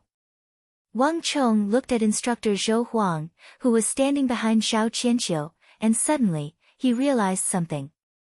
It's rare for the two of you to appear together. Speak, what do you need my help with? Rascal, you're still as cunning as ever. I can't hide anything from you. Zhao Qianqiu and Zhou Huang glanced at one another with bitter smiles on their faces. They were intending to talk about it later, but they didn't expect Wang Chong's eyes to be so sharp. With a single glance, he saw through their intentions. In truth, it's nothing major. It's just that a princess from the Abbasid Caliphate has come and stated that she wants to join Kunwa training camp and your deflecting blade manor. Zhao Qianqiu smiled bitterly. Chapter 684. On the summit, Wang Chong and Wei Anfang glanced at each other, the shock in each other's eyes. An Arabian princess? Wang Chong came back to his senses and imperceptibly creased his brow. Is this an order from King Qi? So when they say that you weren't in the training camp, you actually went to see him? Wang Chong had never imagined that Zhao Qianqiu would seek him out for such a matter. The Arabian Empire was to the west of the western regions, extremely far from the Tang dynasty. Wang Chong had no recollection of such a thing happening in his last life. But now that he thought about it, he remembered that an Arabian princess had paid a visit to the Tang dynasty, but she had left very quickly, probably no more than a few days ago. Wang Chong had never seen her before, nor did he know what she looked like. And he had never heard of an Arabian princess entering the training camp, much less stating that she wanted to join his deflecting blade manor. It would have been great if she was from King Qi's side. Zhao Qianqiu's voice was tinged with deep helplessness. The establishment of the 3 great training camps was His Majesty's will. If it really was King Qi's will, I could have just used His Majesty's order to brush it off. Even if King Qi were to get angry, it wouldn't matter much. But the one asking for my help is the Chamberlain of Dependencies. And it's a senior who helped me when I was in dire straits. What was the most difficult thing to return in this world? A favor. And it was when you were in dire straits. Moreover, the Chamberlain of Dependencies was in charge of foreign diplomatic missions and receiving them. The Arabian princess was indeed within their scope of responsibility. The Chamberlain of Dependencies naturally had to do its utmost to satisfy the other party's request. In this aspect, the Chamberlain of Dependencies was doing this for the sake of the imperial court and the Tang dynasty. Zhao Qianqiu found it very difficult to refuse such a request. Wang Chong, if it's too difficult, then forget it. At worst, I'll just explain it to that senior. Zhao Qianqiu said. Difficult? Why should it be difficult? Wang Chong glanced at Wei Anfang and smiled. It's rare for an Arabian princess to want to join our deflecting blade manor, so why should we refuse? Anfang, you've probably never met an Arabian princess before. No. Wei Anfang smiled faintly. There was not much change in his expression. The Arabs are completely different from us.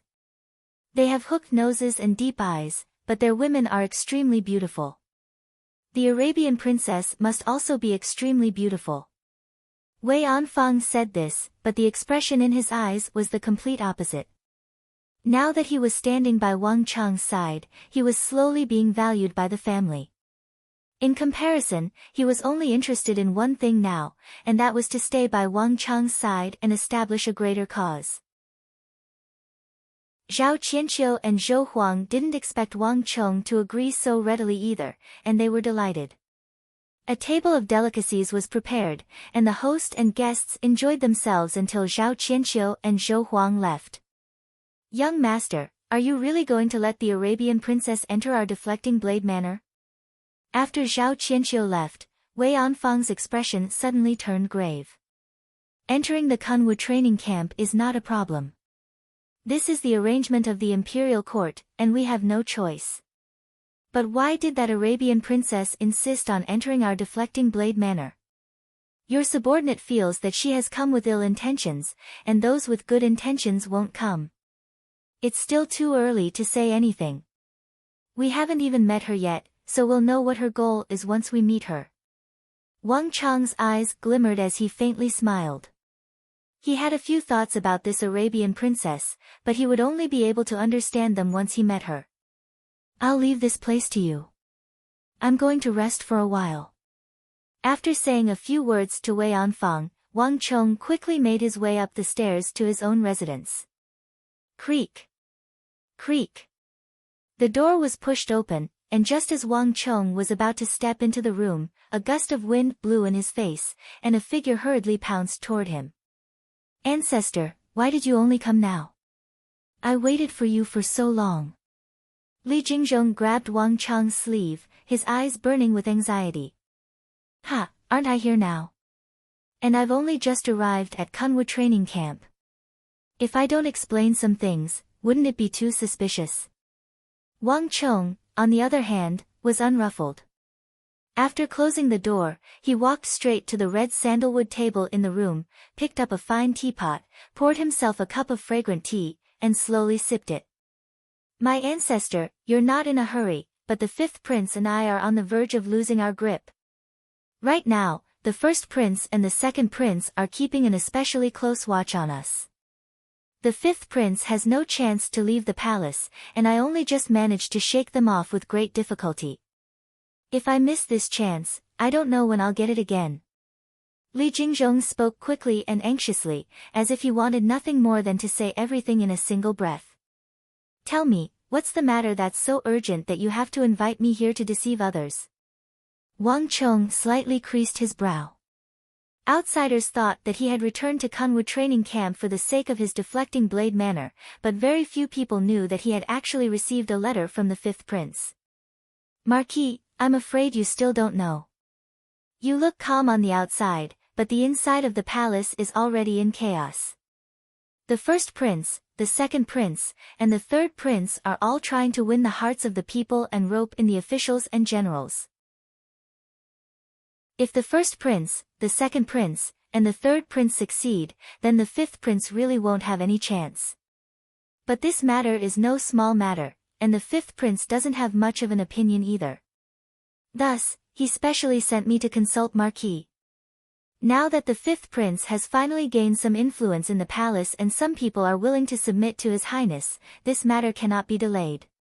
Otherwise, they will all be roped in by the first prince and the others.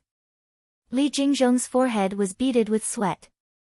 As he spoke, he took out a letter from his sleeve and passed it over. Marquis, this is the list of names.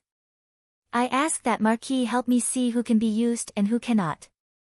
Marquis has a close relationship with the fifth prince, so I ask that Marquis help me to the end. After saying this, Li Jingzhong deeply bowed. After the victory in the southwest, Wang Chong had been made a marquis and the Son of Heaven had bestowed upon him a courtesy name. The current Wang Chong possessed extraordinary weight in the palace, and he was the fifth prince's greatest pillar of support. This was especially the case last time when he had an audience with His Majesty. All the princes had accused Li Heng of having ulterior motives, for concealing the fact that he clearly knew martial arts. In the end, Li Heng had followed Wang Chong's instructions and smoothly survived this calamity, causing Li Heng to place an extreme trust in Wang Chong. Even Li Jingzhong was envious of this trust, but he did not dare to say anything. Roping in officials. Wang Chong's brow furrowed, but he did not immediately take the list from Li Jingzhong. Li Jingzhong, do you know what you're doing? His Majesty loathes the princes of the palace forming factions. If His Majesty were to learn of this matter, it would be a capital offense. Have all of you forgotten the matters of the previous dynasty? At the end, Wang Chong's expression was stern. In every dynasty, no matter which emperor it was, even the wise Gaozu or Taizong of this dynasty, they all loathed the princes of the palaces forming factions for personal gain. Quite a few princes had been deposed for this reason. Wang Chong had not expected the fifth prince to seek him out for this matter. If this matter was not handled properly, everyone involved, including himself, would be punished. Li Jingzhong, didn't I say that you should properly assist the fifth prince? Speak. Did you instigate this? Wang Chong's voice was harsh, his gaze as sharp as a sword, ready to cut Li Jingzhong in two. Thump. Seeing the killing intent in Wang Chong's eyes, Li Jingzhong's body trembled and he fell to his knees. Marquis, I'm innocent. This really has nothing to do with me. His Highness is slowly gaining attention in the palace and is at a time when he is full of ambition. How could I instigate him? Although it has always been taboo for the princes to form cliques for personal gain, which princes, including the current sage emperor, have been able to do so? Wang Chong fell silent at these words. Li Jingzhong was a treacherous official. Although he was slick and cunning, even Wang Chong could not refute him on this matter. Every dynasty was taboo for the princes to collude with the court officials and the generals at the borders, but how many people could do it? It was just a matter of who hid it better. The current emperor was like this, the late emperor was like this, Emperor Taizong was like this, and all the great and bold emperors in history were like this. And without this boldness, they would not be able to become a true dragon. Marquis, this matter is urgent. I ask Marquis to help His Highness no matter what.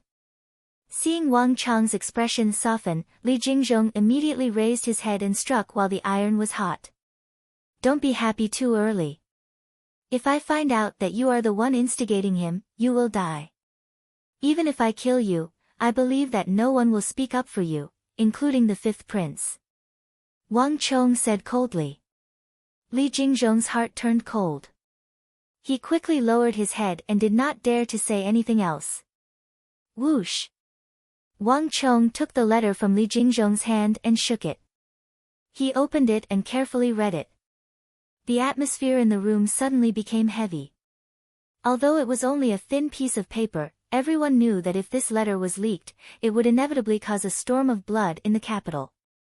Who knew how many people would lose their families and their heads would roll? Although Wang Chong spoke casually, his expression immediately became extremely solemn the moment he took the letter.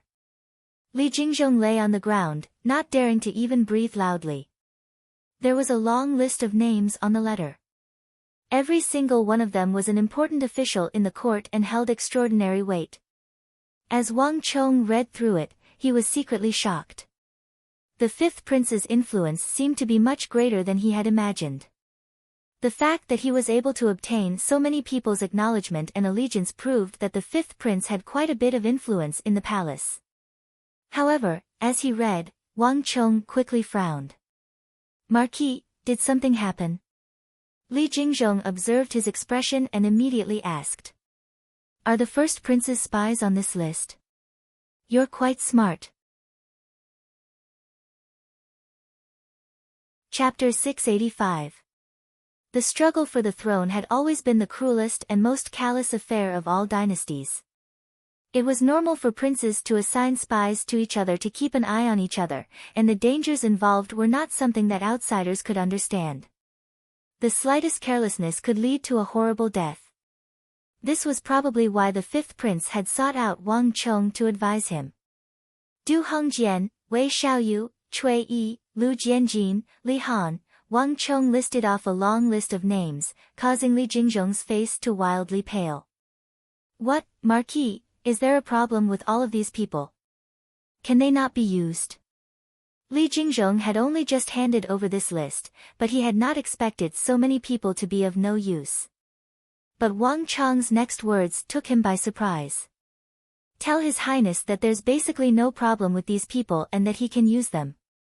As for the others, there's still room for discussion." Wang Chong indifferently said. "Ah." Li Jingzhong raised his head and was instantly dumbfounded.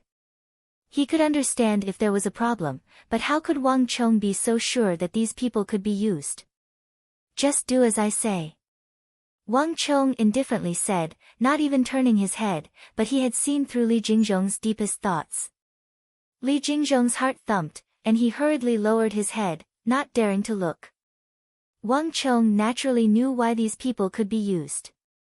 Whether it was Du Hongjian, Wei Xiaoyu, or Cui Yi, these people would all be the fifth prince's direct subordinates when he ascended to the throne.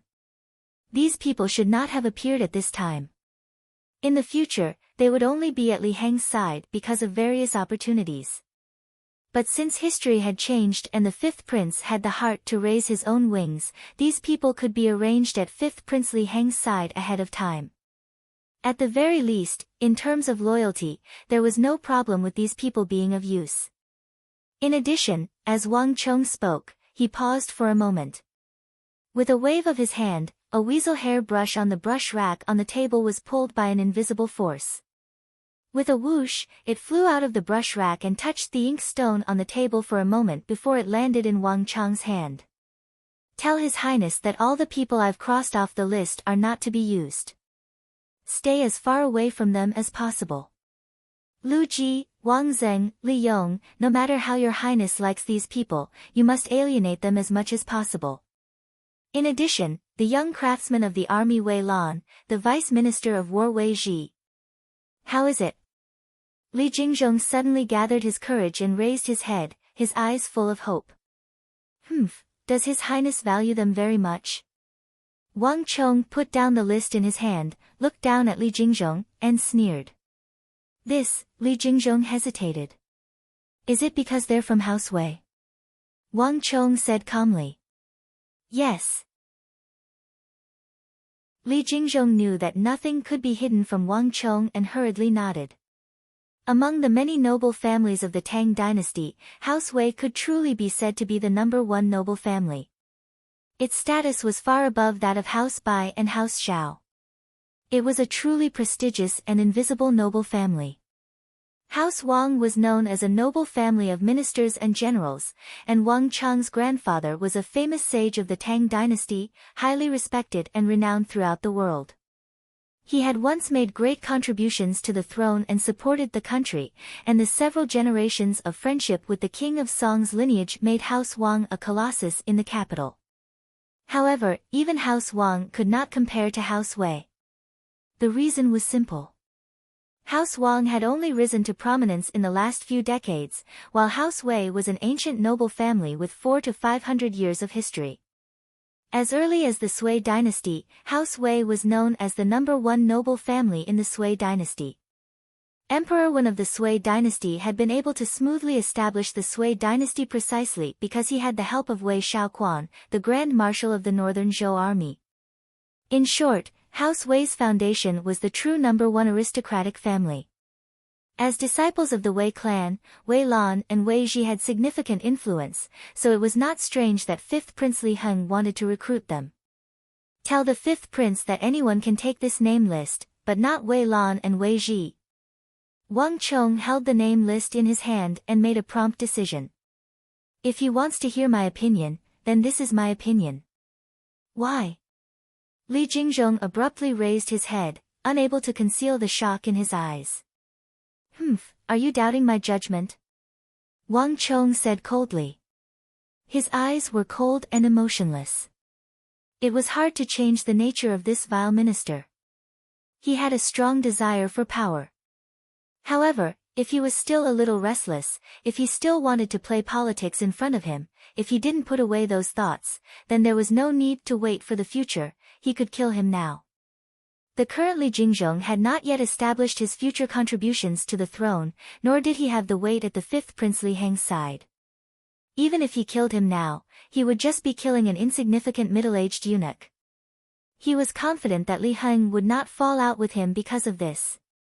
This lowly one wouldn't dare. Li Jingzhong saw the cold light in Wang Chong's eyes and immediately sensed something. His heart trembled and he hurriedly lowered his head, not daring to say anything else. I can understand that your highness wants to recruit the Wei clan. After all, the Wei clan truly is a clan with extremely deep reserves. However, the Wei clan is the Wei clan, and Wei Lan and Wei Ji are Wei Lan and Wei Ji. I do not want your highness to reject the Wei clan, but Wei Lan and Wei Ji. Wang Chong indifferently said as he held the name list in his hand. Marquis, do you feel that these two aren't very useful? Li Jingzhong probed. You're quite smart. Wang Chong did not deny it. As he looked forward, a hint of reminiscence appeared in his eyes. If he had not intervened, Wei Lan and Wei Ji really might have joined Li Heng's side. Although these two came from the capital's Wei clan, they were rash and skilled at messing things up. In this aspect, they were far less steady and composed than their big brother, Wei Jian. Wang Chong clearly remembered that Li Heng, the master of the resurgence of the Tang dynasty, had taken so long to ascend to the throne because of Wei Lan and Wei Ji. It was precisely because these two weren't good enough at accomplishing anything and were good enough at ruining things that Li Heng, who had escaped a calamity in a future political storm, was implicated by these two, incurring the wrath of the Holy Emperor, who believed that Li Heng had plotted to kill his father and was unworthy of inheriting the throne. As a result, Li Heng's succession to the throne was delayed by at least 2 or 3 years, and to the Central Plains, which lacked time the most, this delay was fatal. No matter how great Li Heng's ambitions were, in the end, he could only die with regret on the dragon throne. When the leader of the great Tang's resurgence, as well as the last emperor, died in Taiji Palace, countless people in the Central Plains wept bitter tears and lamented the loss. Now that Wang Chong had been reborn, he naturally would not allow this sort of thing to happen again. Wei Lan and Wei Jian had almost caused Li Heng to be deposed as a commoner. If he allowed these two to remain at Li Heng's side, he would truly be nurturing a tiger that would invite disaster. Stand up. In any case, tell His Highness that only those who can endure will gain. His Highness's wings are still not fully grown, and he has only just begun to show signs of improvement. For His Highness to get involved with a great clan like the Wei clan is more harmful than beneficial. There is a saying that goes too much is as bad as not enough, and this is precisely the case. Wang Chong said. This servant understands. Li Jingzhong stood up with his head lowered, not daring to say anything else. Wang Chong had defeated Daluan Ruozhen and Huishu Wuzong in the southwest, and he had been conferred the title of Young Marquis, the son of Heaven's disciple. Everyone in the empire, in and out of court, regarded him as a future imperial great general. In terms of weight, although Wei Lan and Wei Jian were known as disciples of the Wei clan, they were far inferior to Wang Chong. This was also why 5th Prince Li Heng regarded Wang Chong with such importance that he would even give Wang Chong a list of subordinates and followers that he wanted to recruit. In terms of weight, Wang Chong was without a doubt number one in Li Heng's heart. Take this list. Soldiers are valued for quality, not quantity. In His Highness's current situation, just these people on this list are enough. It is not advisable to have too many. Otherwise, His Divine Majesty will be displeased.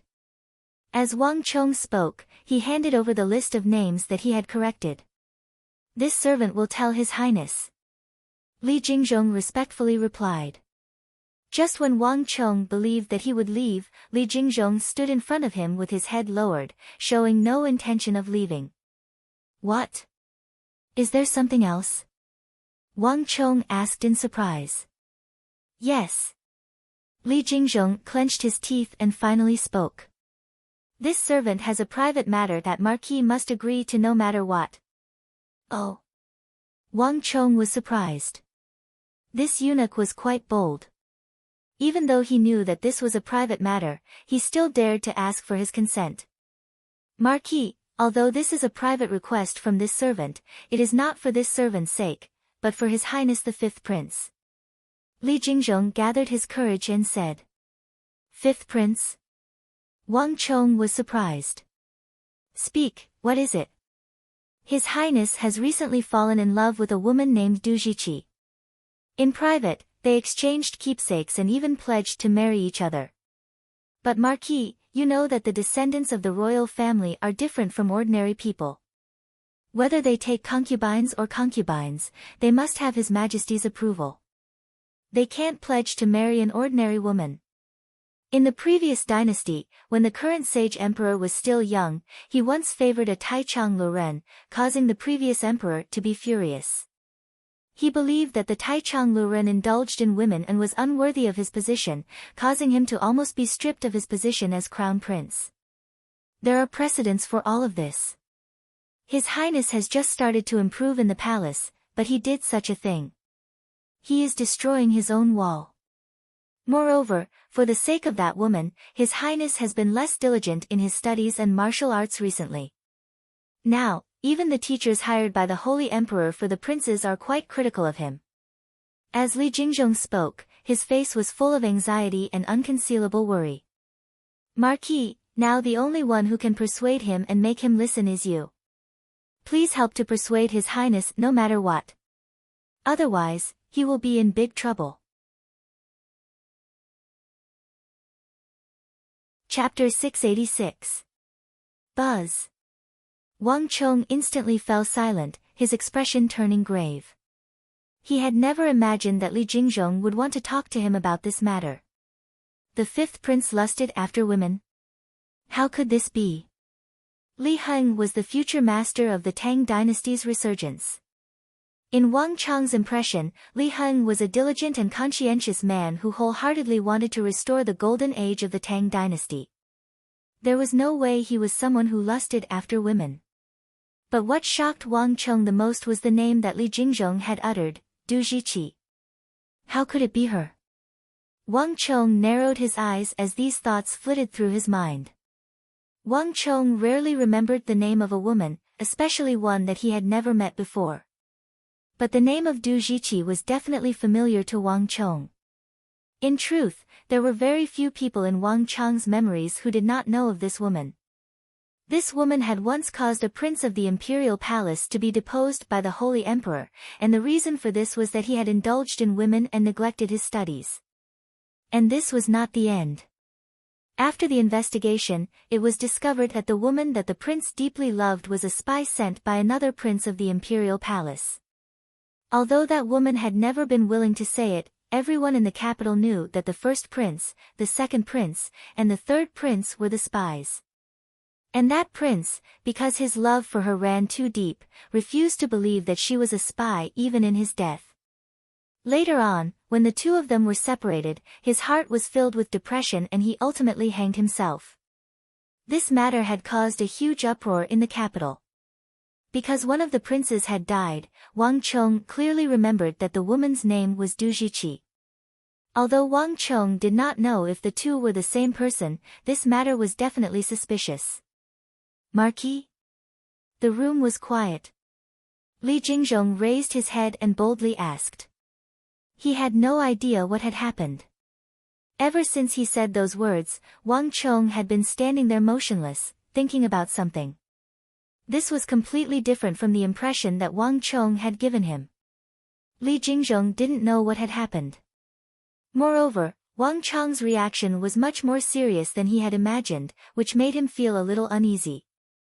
Li Jingzhong, let me ask you, is it true that the fifth prince has fallen in love with a woman? Wang Chong said in a deep voice. It wasn't that he didn't believe Li Jingzhong, but this had never happened in history, at least not in the history that he was familiar with. And Li Heng didn't seem like that sort of person. Marquis, this matter is absolutely true.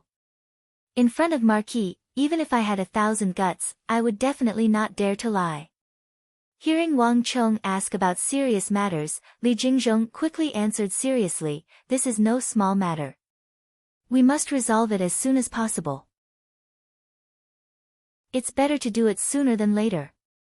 His Highness has always trusted you, so we can only rely on you, Marquis. The room was deathly silent. Wang Chong's brow was tightly creased, and Li Jingzhong lowered his head, not daring to breathe too loudly. Under this invisible pressure, Li Jingzhong felt himself trembling in fear.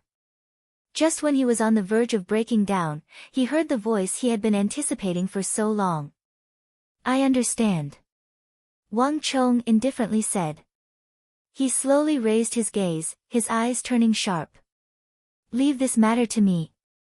Li Jingzhong didn't have the courage to lie, at least not yet. This could only mean one thing, history had already changed. Moreover, now that he thought about it, Li Heng's current age just happened to be at the age when he was experiencing his first awakening of love. He was still far from being that revered ruler of the future. At this age, when he was experiencing his first awakening of love, it wasn't strange for him to delay his studies and martial arts when he met a girl he liked.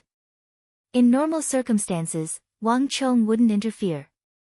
As long as Li Heng exercised restraint and maintained an appropriate distance, there wouldn't be much of a problem. But if that girl really was who he imagined her to be, everything would be different. Li Heng's path as a true dragon might come to an end at any moment because of his relationship with that girl. Although the Holy Emperor himself had once favored a man who was too cheerful and had almost been deposed because of this, it was precisely for this reason that the Holy Emperor was even harsher on his other princes, and it was a taboo for them to indulge in women.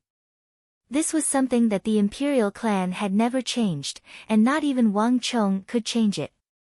Li Jingzhong quickly left. After staying in Deflecting Blade Manor for a few more days, Wang Chong also left. There were some things that should be done sooner rather than later. If that girl really was who he imagined her to be. Time passed slowly. A few days later, at sunset, a golden carriage quietly left the imperial palace. It did not attract anyone's attention. Jiqi, I've made you suffer in this period of time. Haven't you always wanted to leave the palace? Today, I'll take you out for a good stroll. In the carriage, a handsome young man in casual clothes gently embraced a beautiful woman with a graceful figure, a gentle temperament, and a gentle and moving temperament.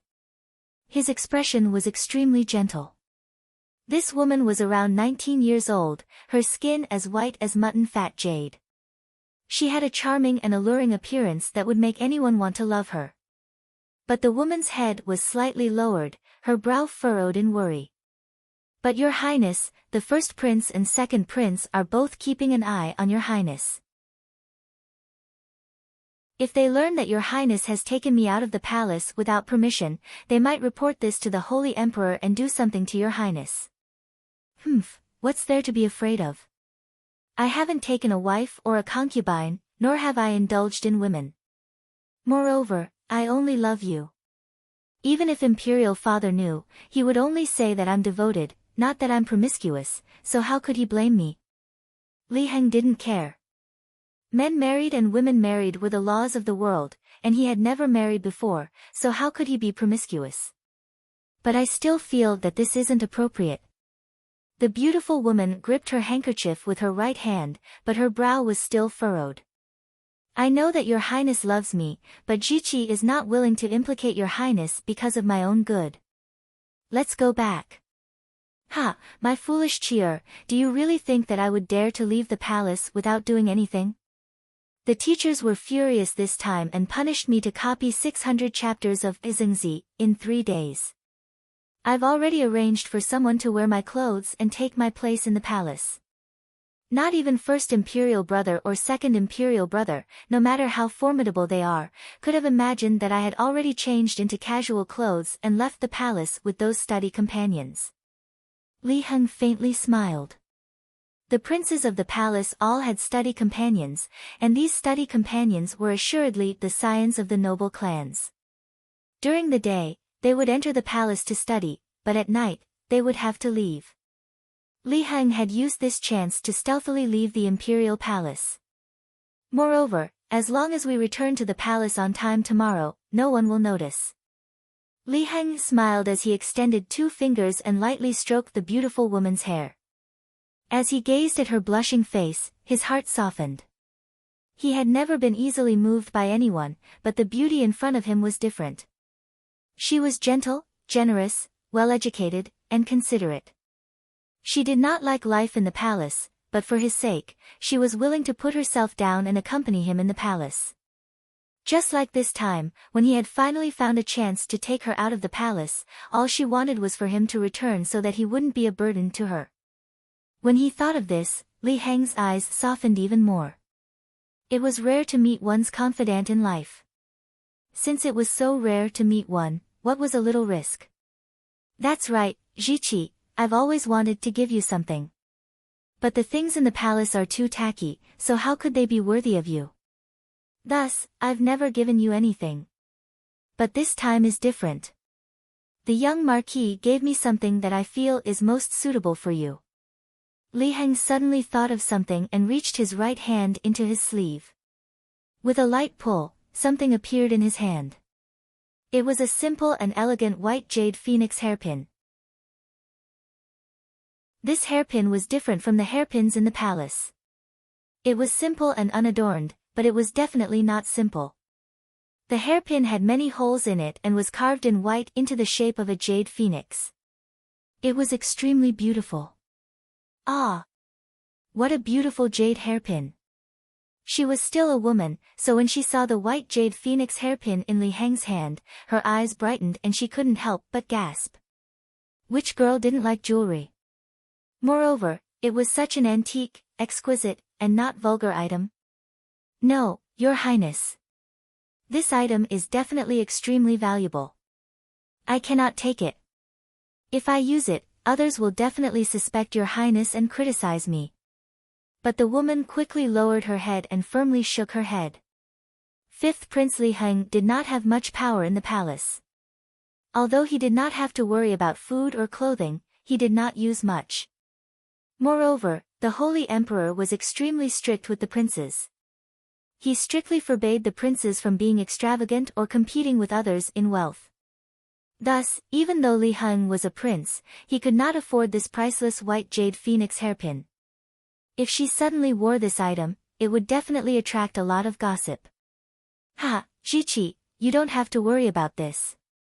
I've always been friends with the young Marquis, and it's not a big deal for friends to exchange gifts. In addition, once I save up enough money, I'll give it to him. Just treat it as me buying it from him. Li Heng smiled. A strange light flashed through the woman's eyes. After a moment's hesitation, she finally gave up. Come, Jiqi, let me help you put it on. Li Heng looked at the beauty before him, his eyes growing even gentler. Although the clan was large, he only had eyes for her, no one else. Jiqi, you're so beautiful. Li Heng couldn't help but sigh in praise at the beauty with the white jade hairpin. The beauty became even more bashful, her head lowering even further under Li Heng's gaze. Truly beautiful. Chapter 687. Your Highness, we've arrived. As he was lost in thought, the driver's voice came from outside the carriage.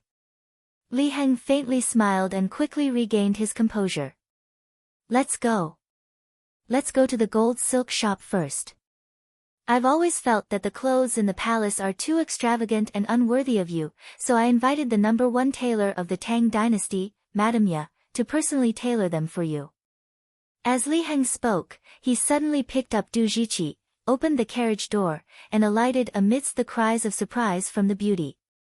Dusk was falling over the capital of the Great Tang, but the golden brocade shop, which was known as the #1 silk shop in the capital, was still brightly lit. The shopkeeper of the huge golden brocade shop personally closed the door and declined all customers, only receiving a pair of guests. From dusk to daybreak, Li Heng took Du Jiqi on a tour of the capital. The Celestial Street Tea Market, Shou'an Square, Zhong'an Bridge, Randang Monastery. They played all the way until daybreak. Only then did Li Heng and Du Jiqi sit in a carriage, mingling with the scholars who accompanied them in their studies, and return to his own palace. "Cheer, I'm a little tired. In a while, I'll go pay my respects to teacher. I'll probably be back a little late, so you should rest first. If I still haven't returned by the time you wake up, you can play here for a while. I've already ordered that no one will stop you from going anywhere in the residence, but you mustn't go to my study," Li Heng said. "It's fine. No matter how late it is, I'll be waiting for you," Du Jiqi gently said. "In addition, you're also tired. I'll prepare some fruits for you. When you go pay your respects to teacher, you can eat them on the way." Li Heng nodded. His heart warmed, and his eyes grew even gentler. To be able to meet such a considerate beauty was enough for him to live the rest of his life. Li Heng quickly left with the fruits Du Jiqi had prepared. Soon, only Du Jiqi and the palace maids were left in the palace. "I'm a little tired. There's no need to take care of me. All of you can go and rest." Du Jiqi waved her hand. "Yes." The palace maids quickly dispersed. Du Jiqi also seemed to be a little tired. She brushed away the hair on her temples, walked softly to the side of the bed, and lay down slowly. After an unknown period of time, all the palace maids had left, and the room was silent. Suddenly, a light breeze blew past, and the curtains rolled up. With a flash of light, an exquisite figure suddenly appeared beside the bed. It was Du Jiqi, who was originally sleeping soundly. In just a moment, Du Jiqi was still the same Du Jiqi, but her expression and temperament had completely changed. She was a completely different person.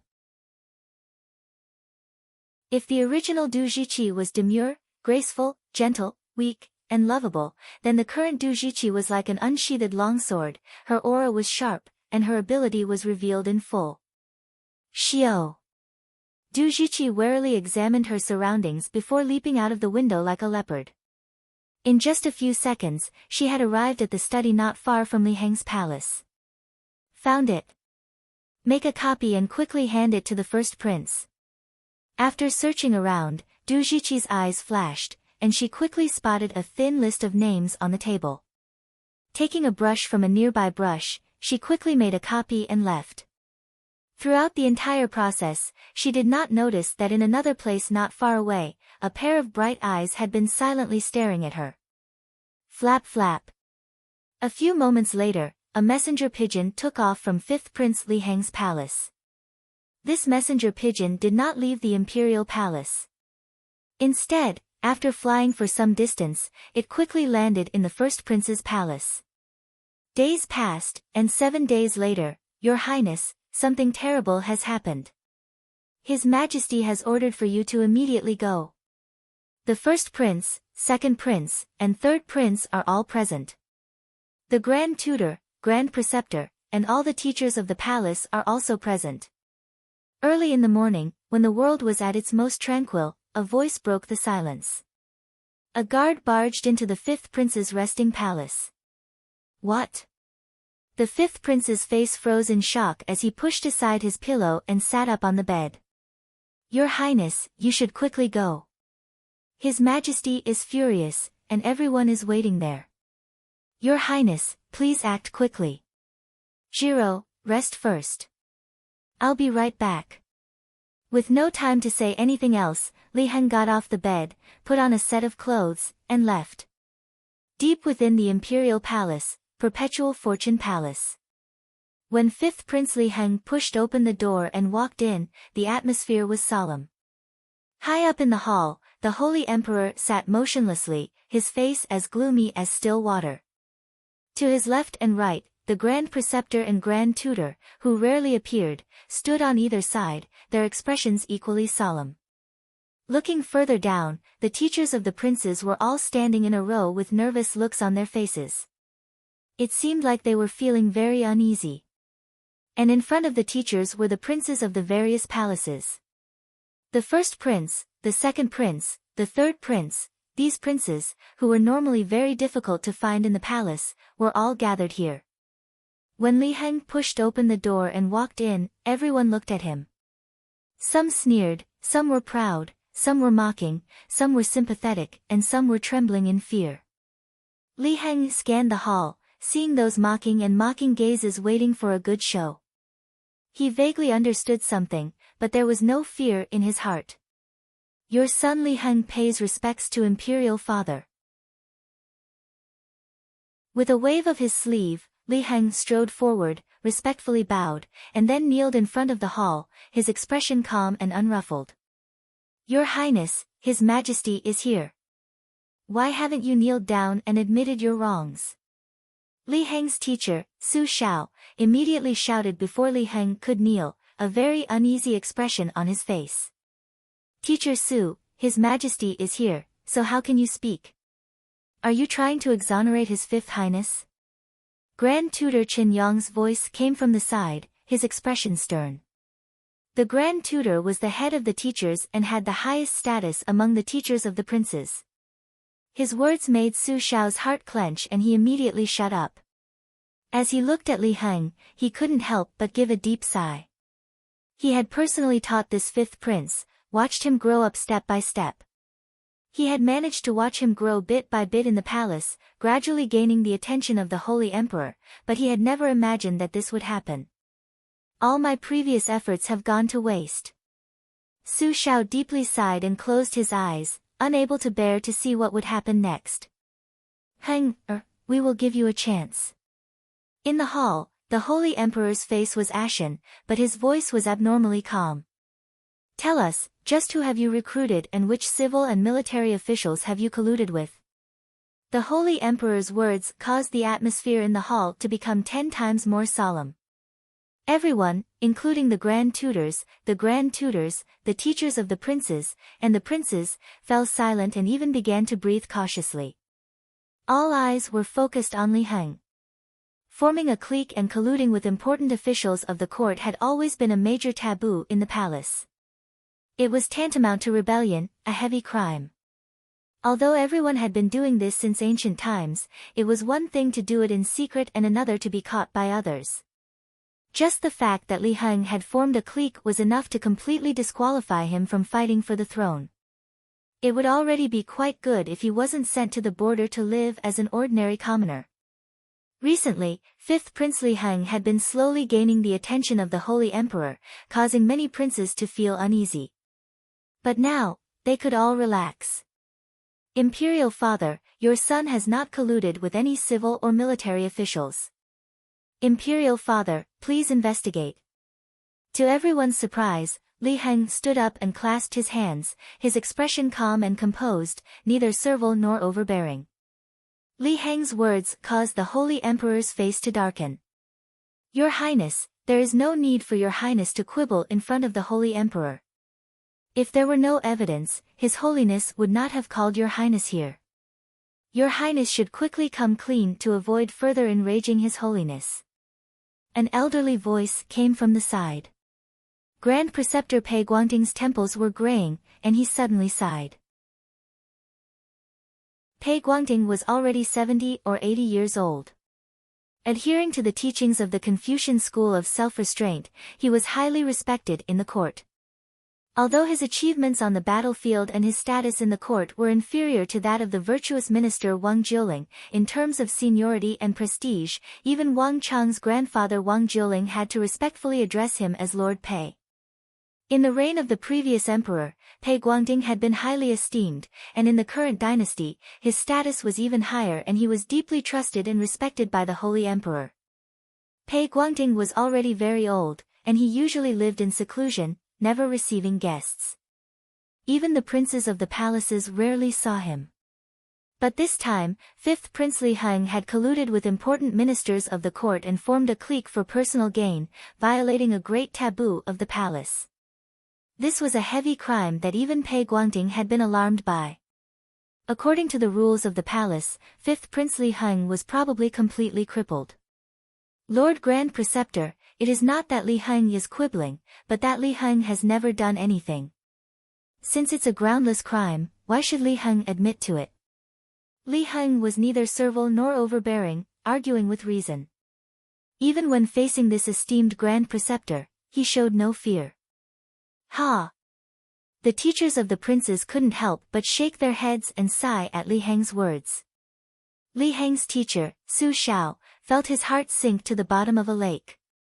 Quibbling at a time like this is truly asking for trouble. Near the wall, 2nd Prince Li Yao sneered.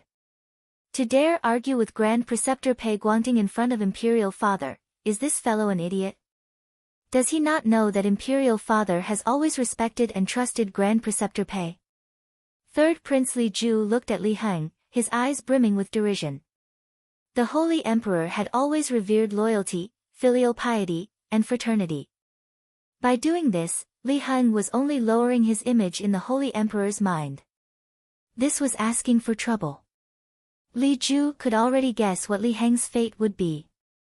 Ha, 5th Imperial brother, what need is there for this? He clearly knows that Imperial Father is a perceptive person and would never have summoned him without conclusive evidence. What meaning is there in denying it now?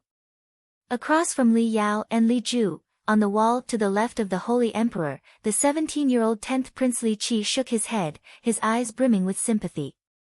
Just like Li Heng, he had been unsuccessful in the palace and had been suppressed by the princes of the other palaces. For this reason, of the princes, he was the only one who deeply sympathized with Li Heng, but that was all.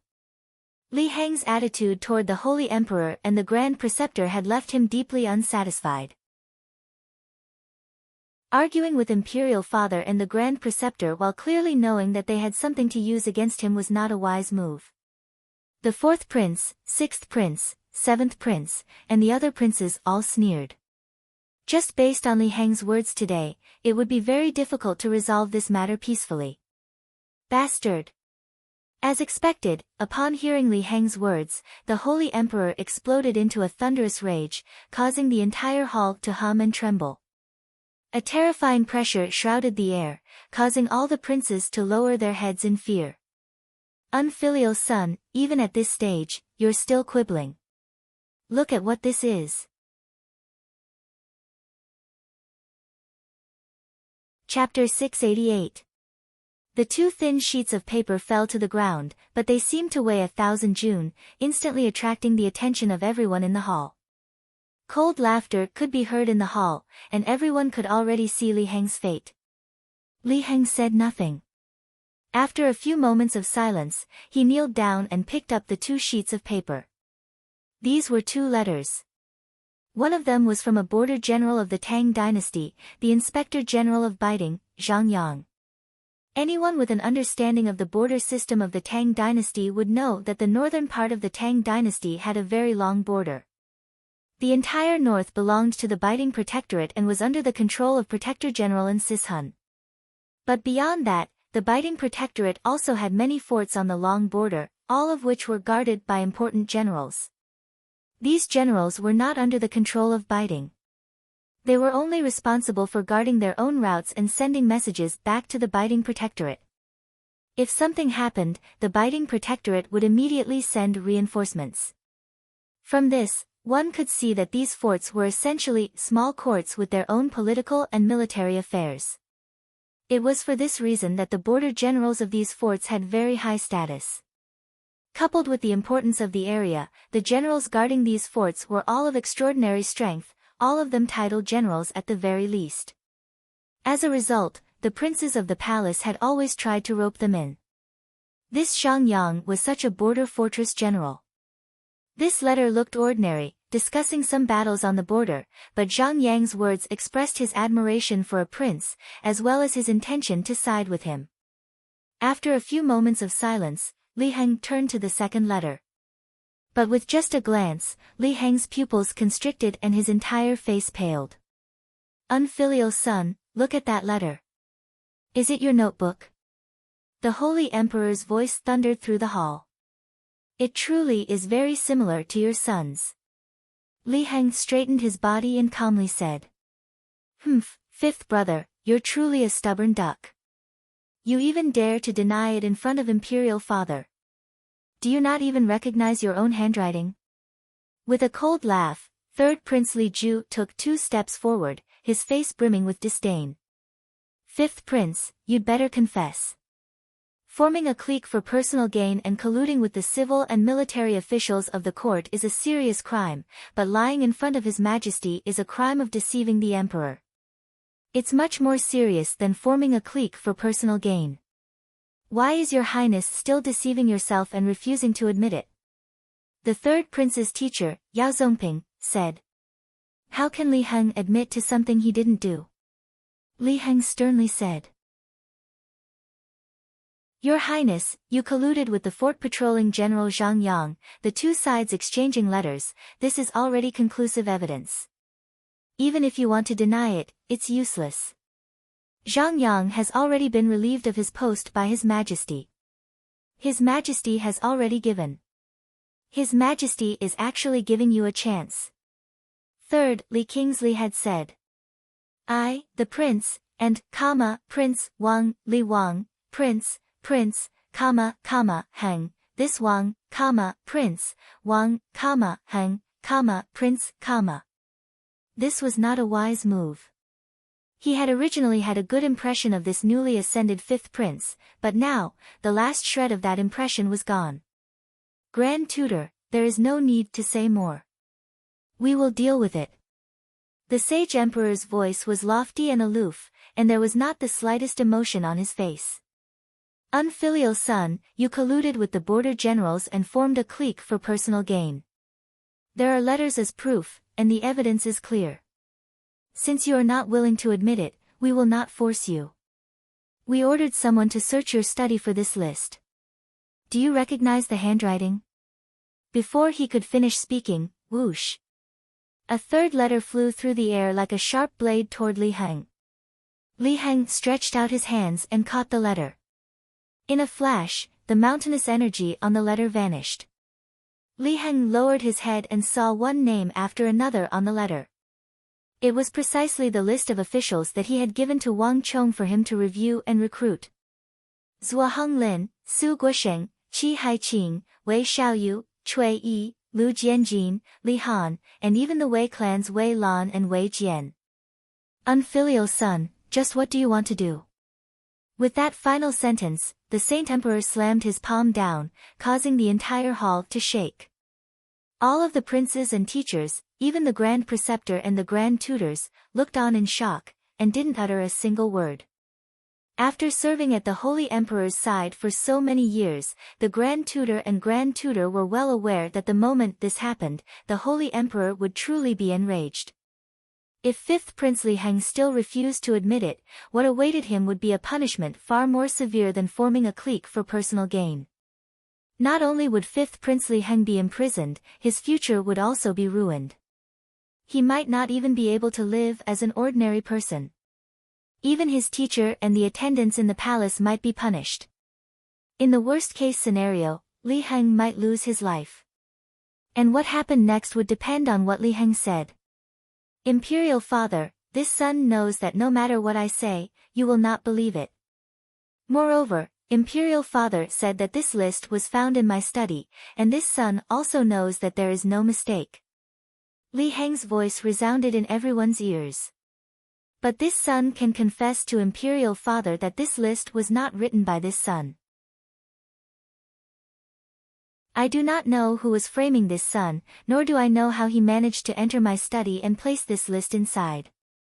But no matter how much thought he put into it, no matter how thorough his plan, even a wise man will make a mistake, leaving behind a loophole.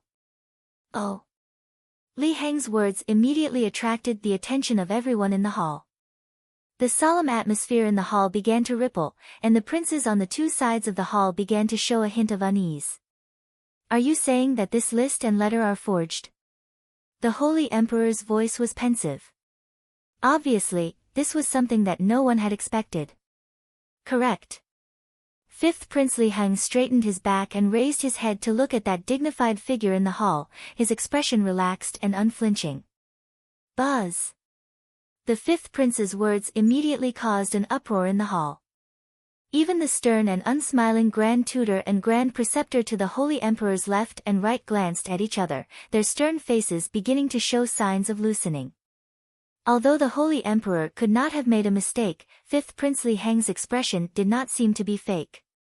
Moreover, the princes of the imperial palace would often frame each other, something that had happened in every dynasty. In that instant, the Grand Tutor and the Grand Tutor both looked towards the third prince, Li Ju, who was standing outside the Great Hall. Li Heng, you're lying. You dared to do it, but you don't dare to admit it. Li Ju's face instantly turned red. Since you dared to do such a thing, why don't you dare to admit it? So, all of this was Third Imperial Brother's doing, right? Li Heng looked at Third Prince Li Ju.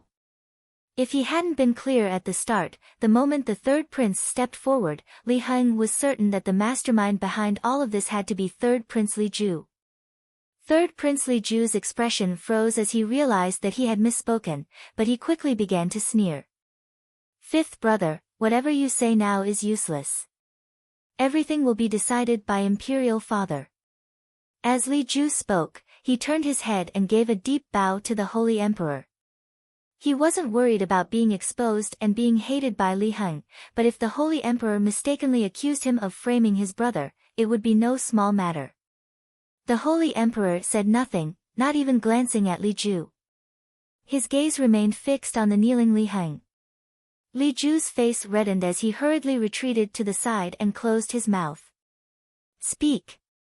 The Holy Emperor only said 2 words, his voice neither loud nor soft, but they resounded clearly in everyone's ears, exuding a supreme majesty. Imperial Father, third brother framed me for colluding with fort patrolling General Zhang Yang. I have nothing to say, nor can I prove my own innocence. But third brother forged this list of colluding with the ministers of the court. If it were true, your son would admit it, but one's own cleverness can be the victim of one's own cleverness. No matter how meticulous it was, no matter how much effort was put into it, there was still a flaw. Li Heng's lips perked up into a confident smile. Li Heng. Don't slander me. You colluded with the ministers of the court to draw up this list. What does it have to do with me? Li Ju was instantly infuriated that Li Heng was framing him. If not for the fact that the Holy Emperor was present, he would have already charged forward. A straightforward person doesn't do shady things. You know very well whether you did it or not. Li Heng raised his head to his elder brother and sneered. If it was in the past, perhaps he would restrain himself a little and admit it, but it was different this time. Since they harbored evil intentions and wanted to kill him, there was no need for him to give in at all. Continue.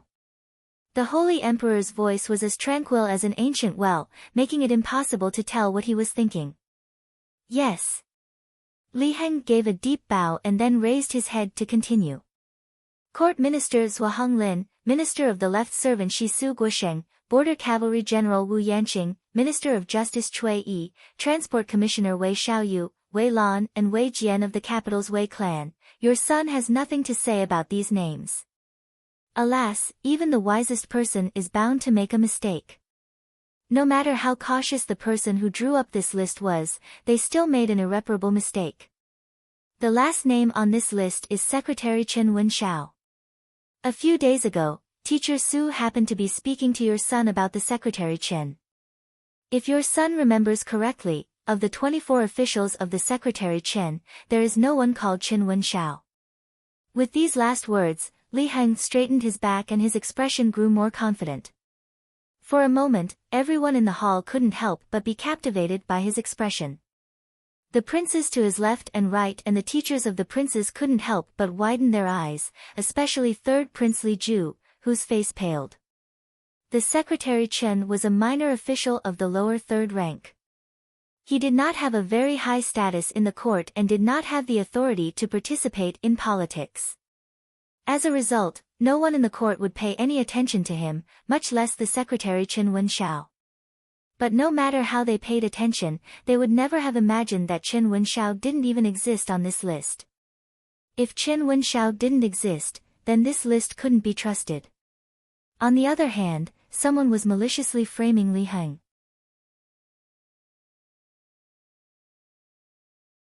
Chapter 689. It was clear that he had also thought of this, which was why his face was so pale. Teacher Su. The Holy Emperor's voice resounded through the hall.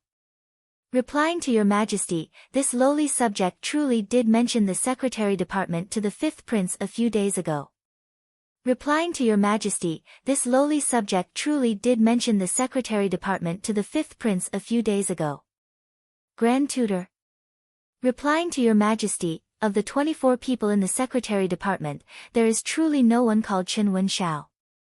Grand Tutor Chen Yong seriously replied after some thought.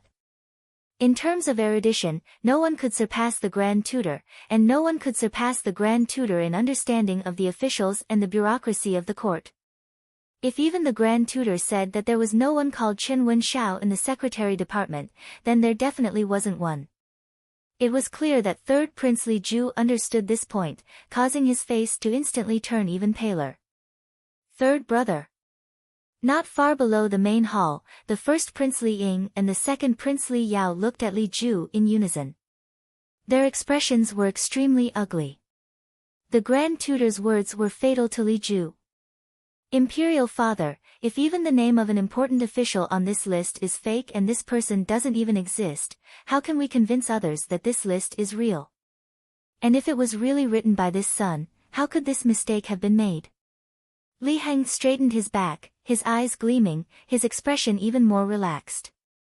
So, Heng, you mean to say that all of this was forged? In the hall, the sage emperor's voice grew much gentler. Yes.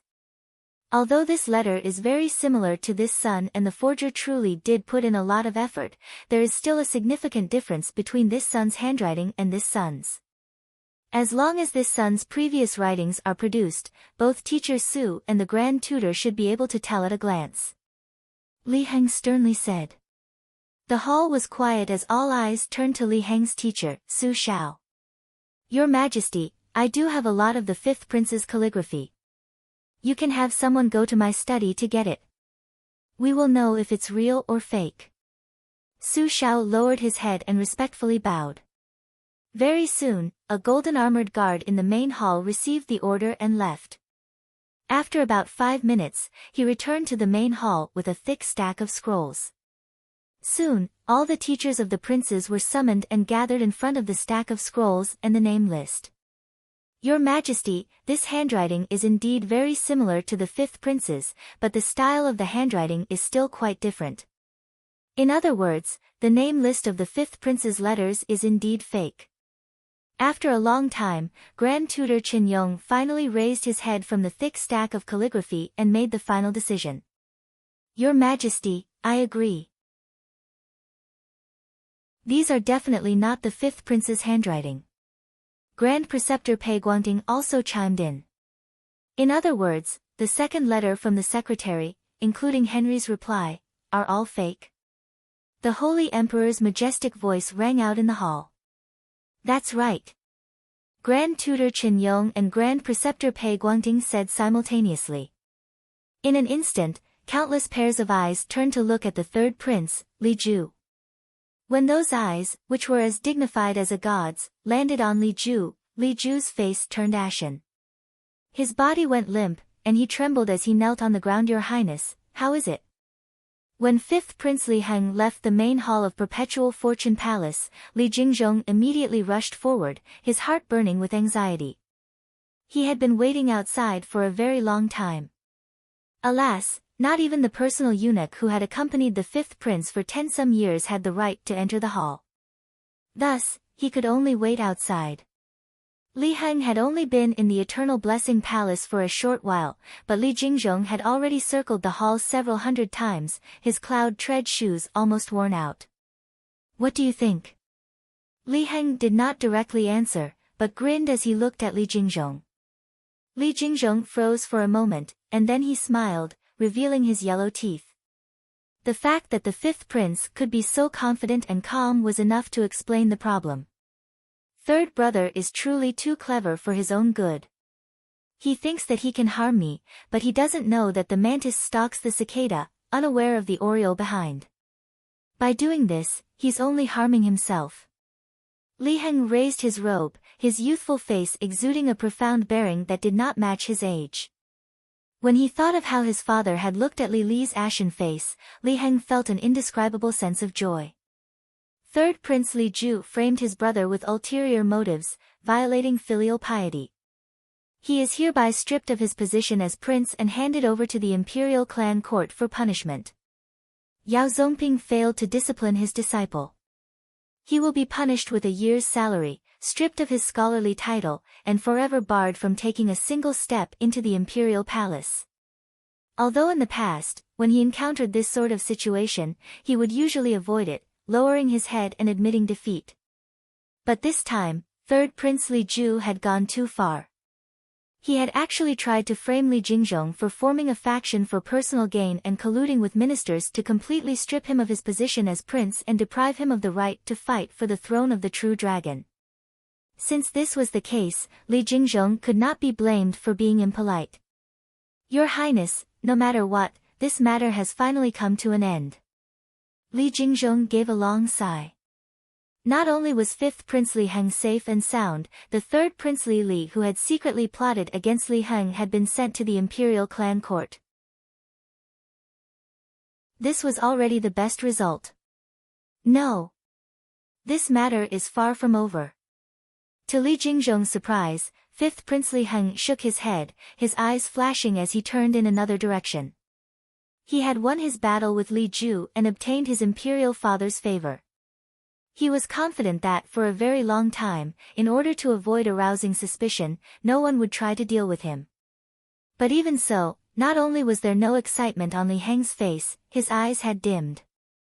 Li Jingzhong froze for a moment, and then he understood. Yes, although the matter with the third prince had been resolved, there was still her that also needed to be dealt with. But this time, Li Jingzhong made no attempt to dissuade him, much less say anything. Instead, he respectfully stepped to the side and made way for fifth Prince Li Heng. Ha! Li Jingzhong mentally gave a long sigh. If possible, he did not want to do this, but for the sake of the true dragon, for the sake of resisting the other princes of the imperial palace, Li Heng had to personally resolve this matter. Bzzz. With a wave of his sleeve, Li Heng did not return to his own palace. Instead, he turned and walked in another direction. He had just received word that her was on the verge of success. Alas, only Li Heng knew that she would never succeed. Hiya! The wheels of the carriage rumbled. If one looked down from the sky, one would see a carriage that was not at all extravagant slowly making its way through the narrow and deep golden alleys of the palace. The carriage did not move very quickly. As it slowly passed through the palace gates, it did not attract the attention of any of the guards. Only when they brushed past each other would the guards notice that outside the carriage window, a refined, dignified, and enchanting young woman was silently gazing out in a daze. 2 more palace gates. Just 2 more palace gates and I can leave. The airflow surged and gusts of wind gushed through the window, brushing against the young woman's temples. The young woman's gaze flickered as she looked at the heavy guards outside the carriage. Her eyes flickered, revealing a trace of deeply hidden anxiety. Chapter 690. But a moment later, there was a rumble as the carriage came to a sudden stop. What's going on? Why aren't we moving forward? The woman's eyes widened as she called out to the carriage. Lady, Someone's blocking the way. Coachman's voice came from outside the carriage. Who is it? Don't they know that parking is strictly prohibited here? The woman's eyelids twitched, and she was a little angry. However, in the next moment, she heard a familiar voice. Since you're leaving, why don't you come down and say hello? Bzzz. The woman trembled as if she had been struck by lightning. It was quiet outside the carriage. The woman said nothing, and the people outside quietly waited for her reply. No one answered, and the atmosphere was deathly still. The woman's face alternated between green and white, and her eyes constantly flickered. After some time, perhaps because she understood that she could no longer escape, the woman took a deep breath and quickly regained her composure. Creak. The carriage door opened, and the woman calmly walked out. In front of her was a golden carriage, luxurious and luxurious, parked in the center of the palace alley. The images of dragons on the carriage clearly indicated the noble status of the carriage's owner. Several figures were lined up in front of the carriage, and in the very center was a young and handsome prince. It was none other than 5th Prince Li Heng. Your Highness. Upon seeing Li Heng, Du Jiqi gave a slight bow, her expression natural and unflustered. It was like this was just a chance encounter. You despicable and shameless woman. Even at this stage, you still want to pretend? Our Highness has treated you with sincerity, but you actually want to harm him. You're worse than a beast. Before Li Heng could speak, Li Jingzhong angrily stepped forward and harshly rebuked. If looks could kill, Du Jiqi would have died countless times over. Uncle Jing. Li Heng suddenly shouted, but his gaze had never left Du Jiqi. Li Jingzhong trembled, immediately realizing that he had misspoken and fell silent. No matter what sort of person Du Jiqi was or what she had done, she was still the 5th prince's woman, and the 5th prince was deeply in love with her. With the 5th prince present, it truly was not his place to speak. Why? Li Heng looked across. Your Highness, what happened? Why are you here? Du Jiqi asked in surprise. Why? Li Heng added. His expression and tone did not change at all. Your Highness, did Jiqi do something wrong? Your Highness, please don't be angry. Tell me and I will definitely change. Du Jiqi said with a terrified expression. You still want to lie to me at a time like this? Li Heng looked forward and closed his eyes, his body trembling in pain.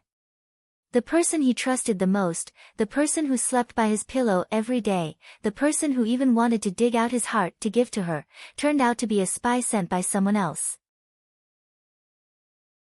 She kept saying that she loved him, but she always wanted to kill him. Even at this point, she still wanted to lie to him. Your Highness, are you blaming Jiqi for leaving without saying goodbye? I know it's my fault, but Jiqi received a letter from my sister.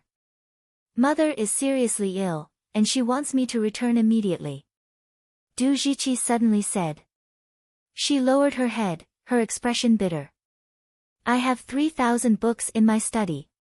That day, only you saw me put that list into the book of songs and place it in the corner of the study. When Imperial Father sent someone to take that list, he didn't touch a single book in the 3,000 books, only that page in the book of songs. Moreover, he didn't even destroy that page. Anyone who wasn't familiar with it would never have been able to do this. Tell me, besides you, who else could have done this, and who knows where that list is? Li Heng closed his eyes. Du Jiqi's body trembled, and she was instantly rendered speechless. She had no idea that the Holy Emperor would send someone so stupid as to take that list without even flipping through it. Your Highness, I don't know anything. Someone must be framing me. Du Jiqi's face was bitter as she knelt on the ground. This woman, even at a time like this, she's still so stubborn. Li Jingzhong clenched his fists, his heart burning with rage. It doesn't matter if you don't admit it. Tell me, where is the letter your sister gave you? You should still have it on you after such a short period of time. Li Heng's voice suddenly drifted into her ears, causing Du Jiqi's body to tremble and her beautiful face to instantly turn ghastly pale. Her sister's letter and her mother's serious illness were just excuses she had come up with on the spot. There was no such thing as a letter.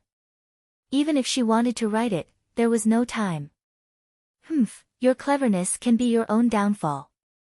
What else do you have to say for yourself? Li Jingzhong responded and sneered.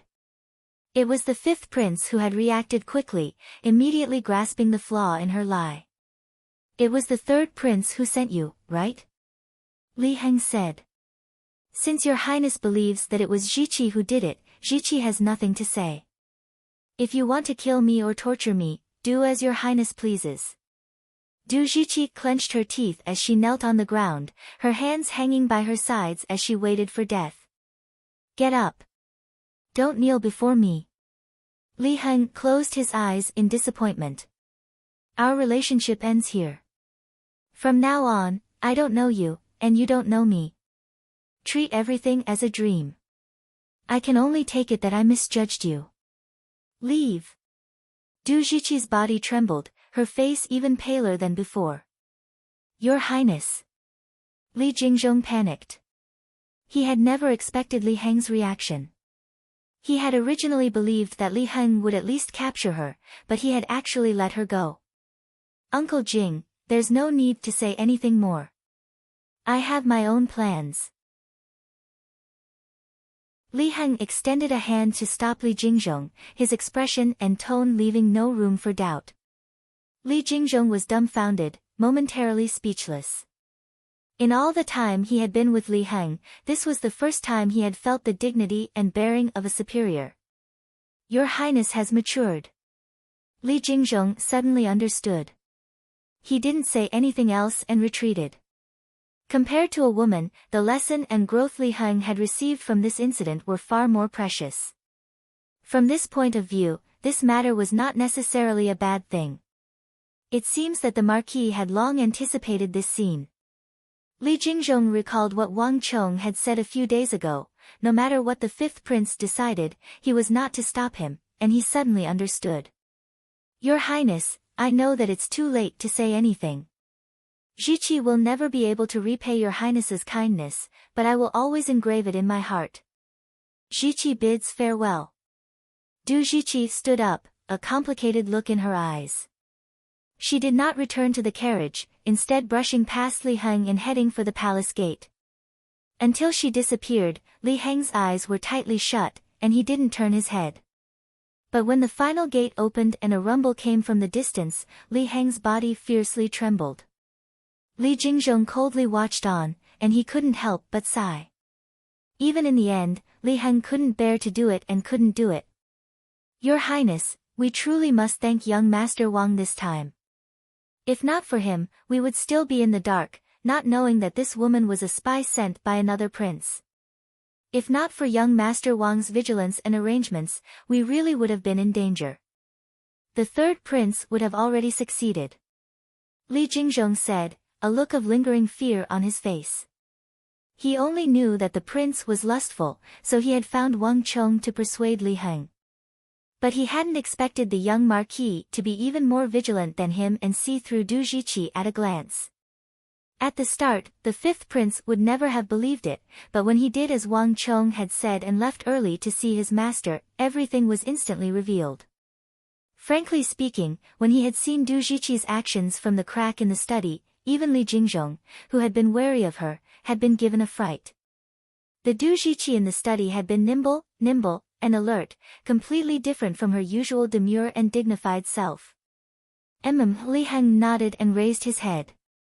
His eyes flickered for a moment, but he quickly regained his composure. Whether it was leaving the palace, returning to the palace, meeting with the master, leaving a list, or even finding someone to disguise his handwriting and interacting with the border generals, all of this had been Wang Chong's idea. In the end, not only was he safe, Third Prince Li Ju had entered the imperial clan court, and he had even gained a thorough understanding of the secret Heaven Bureau, which had not received much attention, which pleased his imperial father and won his imperial father's favor.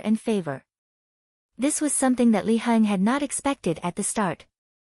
Misfortune and fortune depended on each other, and fortune lurked within misfortune. This was something that could not be understood no matter how many books one read or how many levels of martial arts one reached. But now that he thought about it, this journey had been fraught with danger. The slightest carelessness would have resulted in complete defeat. Tell the young Marquis that I thank him for his warning. I owe him a favor. In addition, inform Du Hongjian and Wei Xiaoyu that I want to see them. Now that the matter of the fake list is over, even if I meet with Du Hongjian, no one will dare to say anything. In addition, I want to focus on my lessons and cultivation.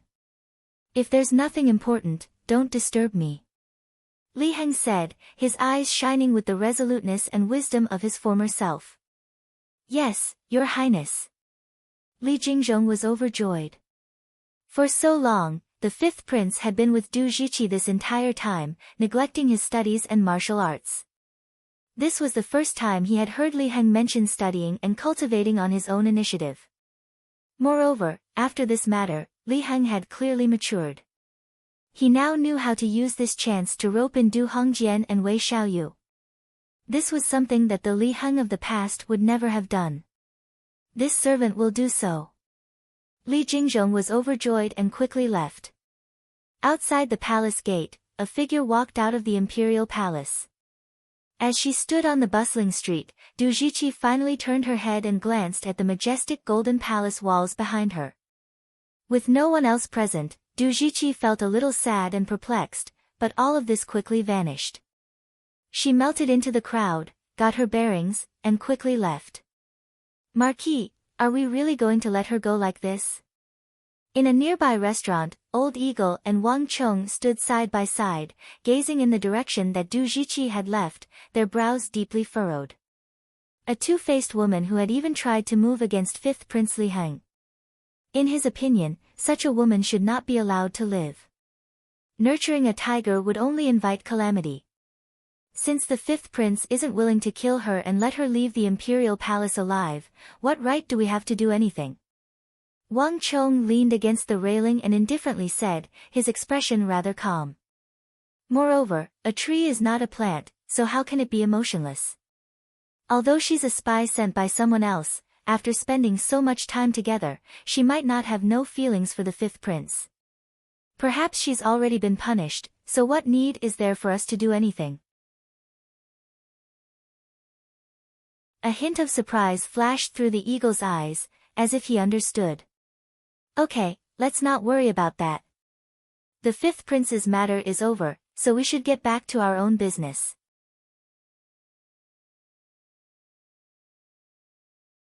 Chapter 691. In the depths of the Wang clan residence, Wang Chong finally saw the person he had been waiting for.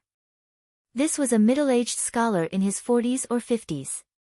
He was dressed in a white robe and had a long beard. He had a scholarly and frail aura that seemed like a gust of wind could topple him over. Paying respects to Marquis. Upon seeing Wang Chong and the eagle walk in, the middle-aged scholar hurriedly bowed, trembling in fear. He didn't even dare to breathe too loudly, his eyes fixed on the ground. It was clear that he had no idea why this illustrious and prestigious disciple of the Son of Heaven, the young Marquis of the Tang dynasty, would summon a nameless and insignificant teacher like him. Marquis, according to Marquis's orders, we searched the entire capital.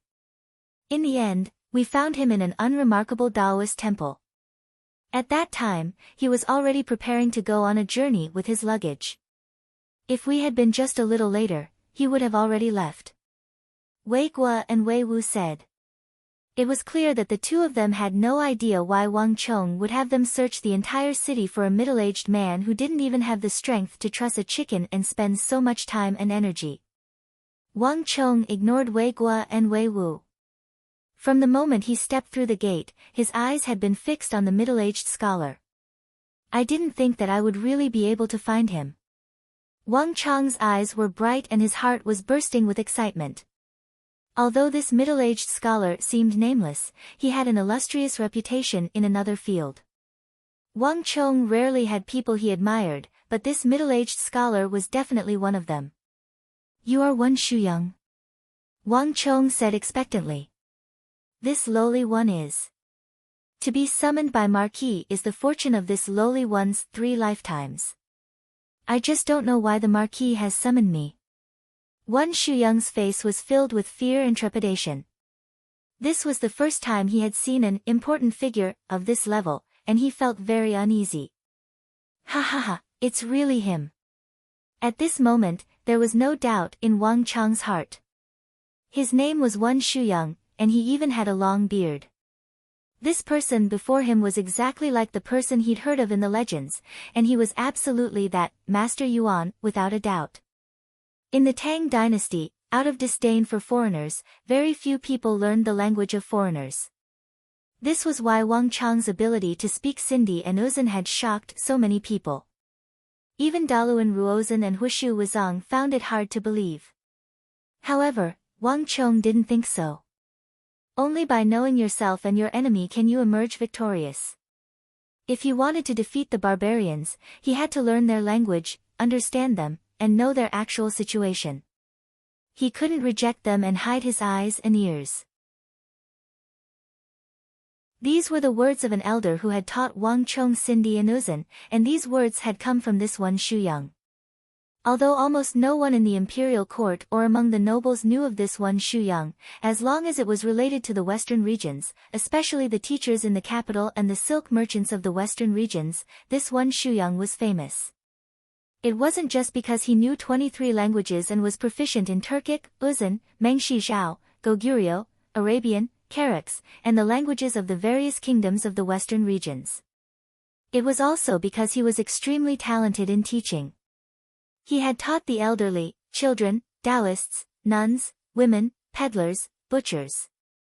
Almost everyone had learned a language or two from him, and it would only take them a month or 2 to master it. Almost all the most formidable linguists of the later generations had been his students, including the elder who had taught Wang Chong Sindhi and Uzan. However, this Master Yuan had only stayed in the capital for a few years before leaving for the western regions, where it was said that he had ultimately died.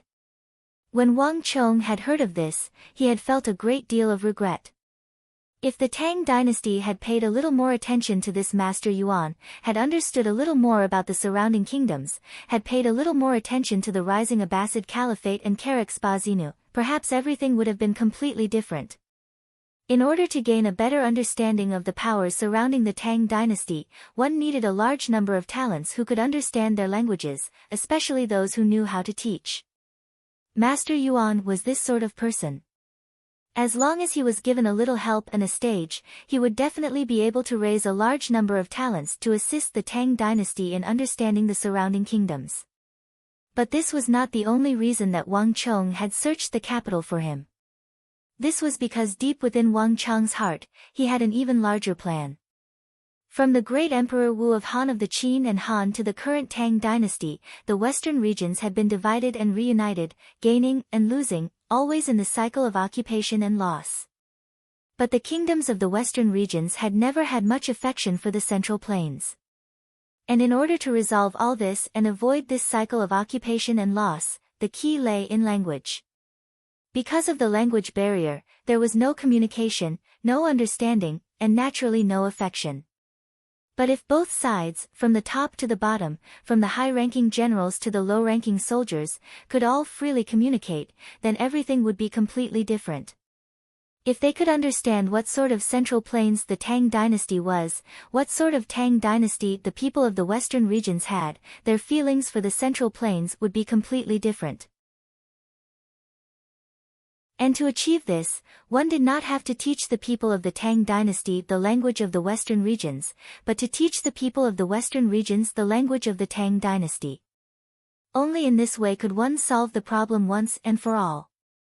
But first, someone who knew the language of the western regions had to teach them. And Wan Shuyang was the key person that Wang Chong found to solve this problem. Teacher, Wang Chong has been rude, but if I may be so bold as to ask, does teacher really know 23 different languages? Wang Chong said. Yuan Shusong's eyes flashed with a hint of surprise when he heard this. He did know many languages, but even the people around him probably did not know that he knew 23 languages. How did this famous master in front of him know? And it was such a small matter. Yes. Although Wen Shuyang was surprised, he did not dare to be negligent in his answer. I wonder how teacher learns so many languages. Wang Chong said with a smile, and his eyes became softer. When this lowly one was young, I was young and frivolous, not knowing the immensity of the heavens and earth. Coupled with the fact that my family was rather wealthy, I spent a period of time wandering around the western regions, traveling through Sindhu, Arabia, and Karak-Spazinu, learning their languages. Wen Shuyang said. You've been to Arabia? Wang Chong was rather surprised. Yes, I lived there for a short time. How long? About 2 years. Wen Shuyang blushed. Wang Chong became pensive as he saw Wen Shuyang's reaction. This person had traveled the world in his youth, and his arrival in Arabia was probably not as simple as a short stay. In other words, you should have a very good understanding of Arabia. Wang Chong said. This lowly one has a little understanding. Wen Shuyang froze, and as he stared at the young marquis, he began to understand his intentions. Arabia is completely different from our central plains. Their territory is enormous, probably about the same size as our Tang dynasty. About the same size? Are you trying to say that it's even larger than our Tang dynasty? Wang Chong said. Wen Shuyang's body trembled as he stared at Wang Chong in astonishment. In the Tang dynasty, everyone believed that the Tang dynasty was the largest country in the world, and their impression of Arabia was that it was a small country around the same size as Goguryeo. If even the people of the Chamberlain of Dependencies thought this way, then anyone else would. He was already very daring to say that Arabia's territory was about the same size as the Central Plains, but he had never imagined that Wang Chong would directly say that Arabia's territory was even larger than the Tang dynasty. This was the first time Wen Shuyang had ever encountered such a noble. He suddenly felt like he couldn't understand this young man. Master Yuan, since you've been to Arabia, that's even better. Tell me, what is your impression of Arabia and its people? How do you think they compare to the Tang dynasty? Wang Chong said before Master Yuan could think any deeper. There's no need to be apprehensive. I want to hear your honest opinion. Then forgive this lowly one for speaking recklessly. The people of the capital only know that the Hu merchants of the western regions are good-natured, skilled in business, and easy to get along with, but in reality, the true Arabs are extremely fierce and valiant. Everyone says that the people of Uzan are natural warriors, but even the people of Uzan are far inferior to them. Wen Shuyang lowered his head, his first words causing the eagle to shudder in shock. Only Wang Chong gave a slight nod, not too surprised.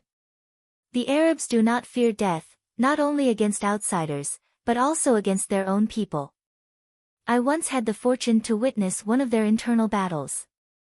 Everyone charged forward, not one retreating, fighting to the very last moment. The Arabs value weapons, armor, and warhorses more than any other wealth, so the Arabs have developed an extremely advanced weaponsmithing industry. This is something that everyone in the capital knows. But this lowly one believes that what the Arabs are most famous for is not their weapons, but their warhorses. When this lowly one was in Arabia, this lowly one once saw their warhorses up close. They were as tall as a man and extremely muscular. Moreover, their charging and explosiveness were also very powerful. In this aspect, not even the highland steeds of the Uzan or the warhorses of the Turks can compare. But when this lowly one was traveling through Arabia, what I felt most uneasy about was the way of thinking of the Arabs.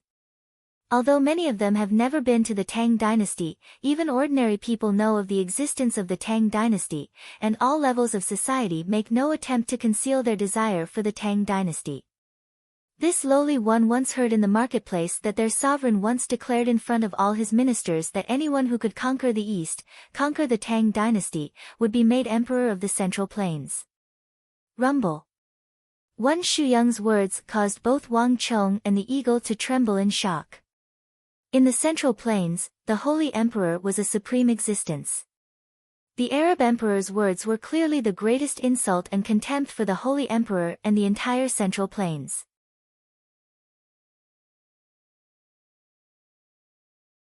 Chapter 692. One Shuyang, don't speak nonsense. How could the Emperor of Arabia say such a thing? Do you think you can treat the rumors of the marketplace as true? Do you know how great of a calamity it will provoke if this gets out? The eagle harshly rebuked. One Shuyang's expression froze. He knew that he had spoken out of turn and immediately shut his mouth. Enough. Eagle, he's speaking the truth. Wang Chong extended a hand to stop the eagle.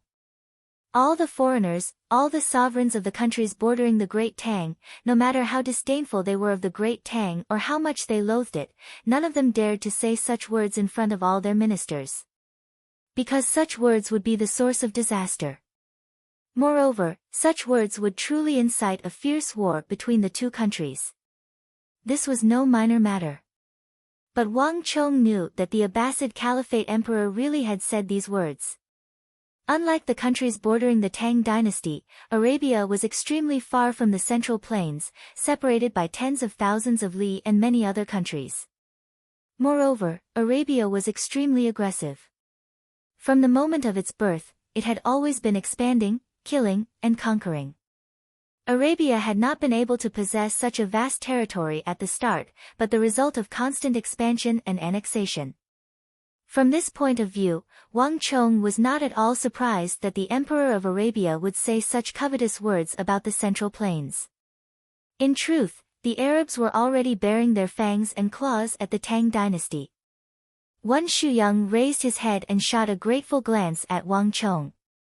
For some reason, this young marquis gave him a completely different feeling from the nobles he had known. Master Yuan, continue.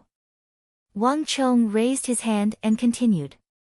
The imperial court is in dire need of people who understand Arabia, but very few people have actually been to Arabia, so we naturally won't be able to get anything out of them.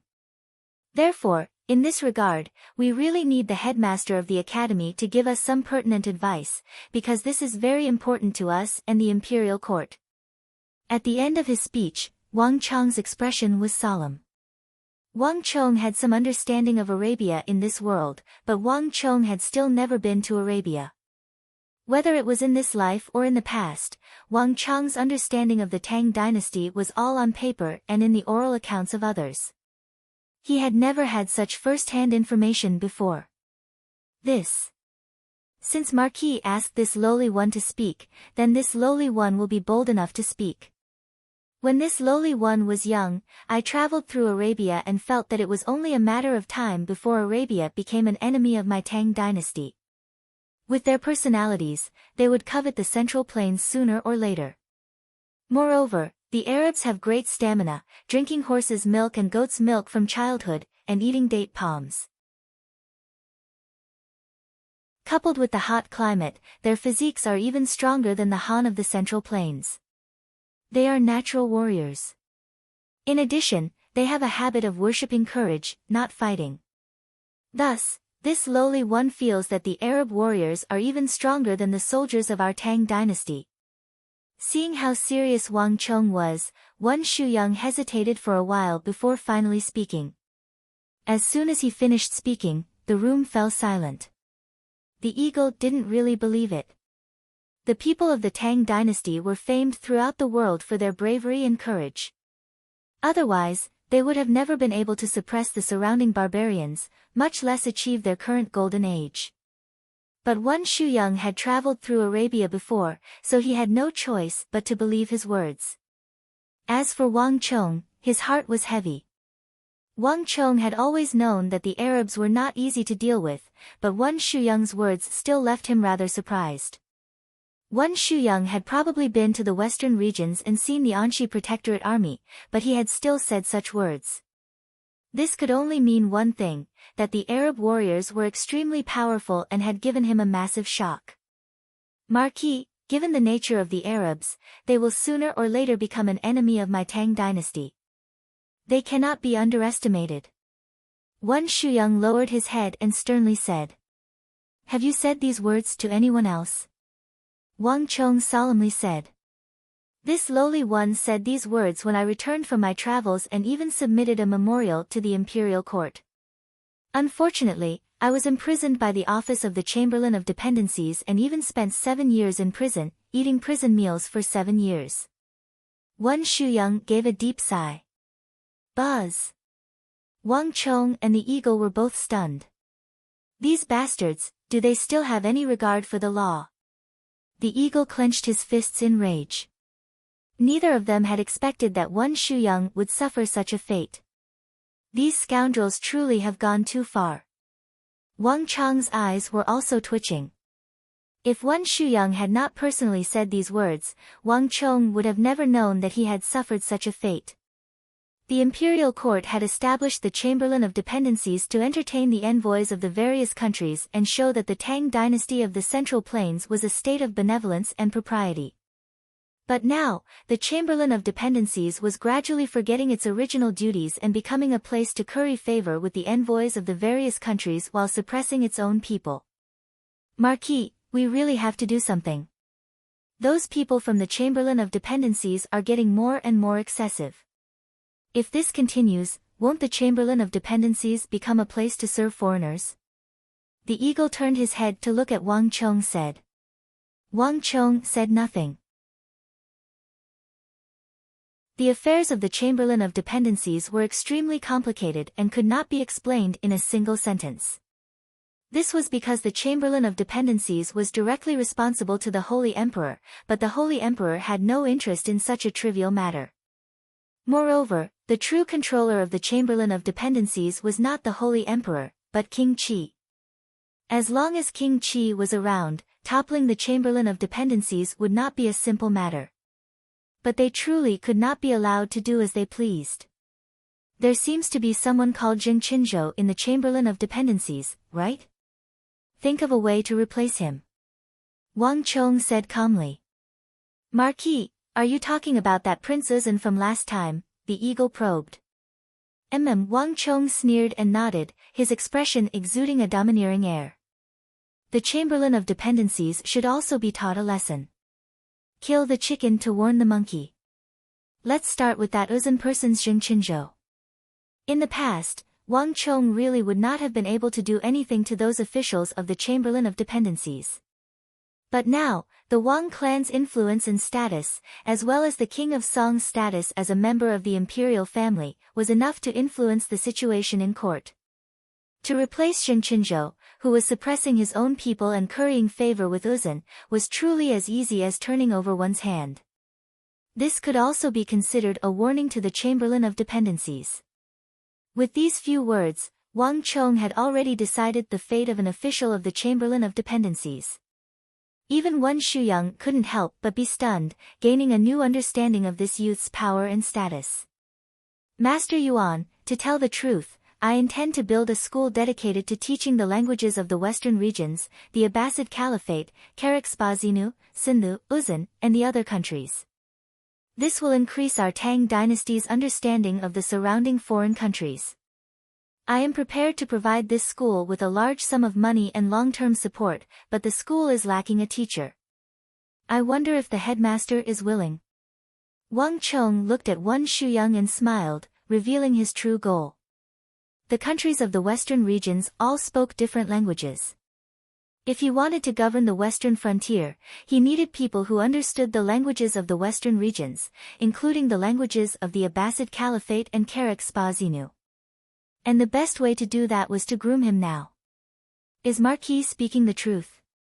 The moment Wang Chong said this, Wen Shuyang raised his head in delight. Master, what do you mean? Wang Chong smiled. I couldn't ask for more, Wen Shuyang was extremely excited. His life's goal was to build a school to teach the languages of the various countries of the western regions and the foreigners. This would increase the Tang dynasty's understanding of the various foreign countries, so as to avoid miscalculations and endless disasters. Unfortunately, in his several decades in the capital, no one was willing to help him. Everyone either looked down on him or ridiculed him. Wan Shuyang was so depressed that he decided to leave the capital and travel to the western regions. By the time Wei Guo and Wei Wu found him, he had already packed up his belongings. But Wan Shuyang had not expected that when he was at his lowest and most despondent moment, he would have such a massive turnaround. Ha ha ha, master, I'll leave this matter to you. The eagle, I'll leave this matter to you. Build the school as quickly as possible. In addition, tell Elder Hu and Elder Yi to select talented descendants from the various clans and send them to the school to learn the languages of the various countries. Wang Chong heartily laughed. With Wan Shuyang's master Yuan, Wang Chong's plan to govern the western regions was like a tiger that had grown wings. With the addition of a crucial figure like Master Yuan, the final hole in his plan had been filled. Yes, Marquis. The eagle quickly led Wan Shuyang away. Not long after the eagle and Wan Shuyang left, Wang Chong's final guest of the day appeared. This lowly Wan Yang Hongchang pays respects to Marquis. With a resounding voice, a slightly plump middle-aged man with the appearance of a merchant, 10 agate rings on his fingers and a red coral jade pendant hanging from his waist, strode in with his head held high and bowed to Wang Chong. There's no need to stand on ceremony. Rise. Wang Chong slightly raised his hand. Unlike Wan Shuyang, Wang Chong got straight to the point. I hear that sir is extremely good at business and has connections with the Hu merchants of the western regions on the Silk Road. You even went deep into the Abbasid Caliphate to sell ceramics and tea leaves. Marquis thinks too highly of me. My clan truly does have a few small businesses and some dealings with Hu merchants. However, the Hu merchants are very xenophobic and aren't very willing to do business with merchants other than their own. Thus, our business has never been very large, just a few small transactions. As for Arabia and Karak Spazinu, in my early years, my clan didn't know the immensity of the heavens and lost a great deal of capital in these two countries. We didn't make much money, but we barely made a name for ourselves. Yang Hongchang said. Wang Chong nodded. The merchants of the western regions, Karak Spazinu, and Arabia were extremely xenophobic. This Yang Hongchang and his Yang clan were one of the few clans of the Tang dynasty that could do business on the Silk Road. There is a city called Talas on the Silk Road. Does Sir Yang know of it? Talas? Yang Hongchang finally raised his head and looked at the young Marquis in astonishment.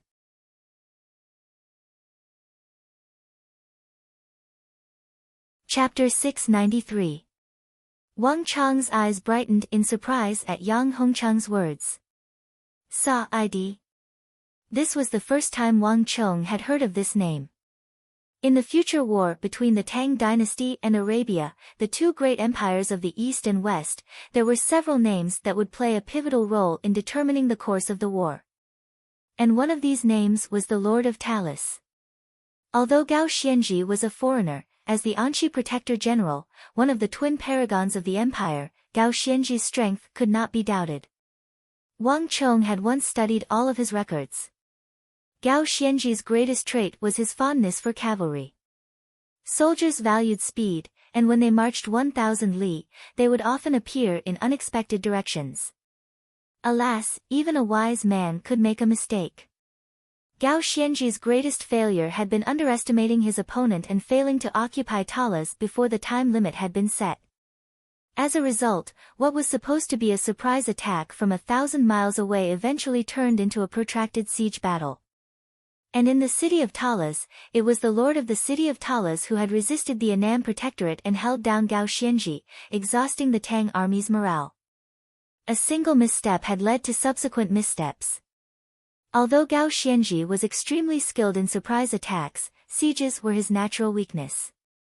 In all seriousness, it was precisely the Lord of Talas that had led to the ultimate defeat of Gao Xianji and the Anshi Protectorate army, causing the Tang dynasty to lose 3 million square kilometers of territory in the western regions that it had spent centuries developing.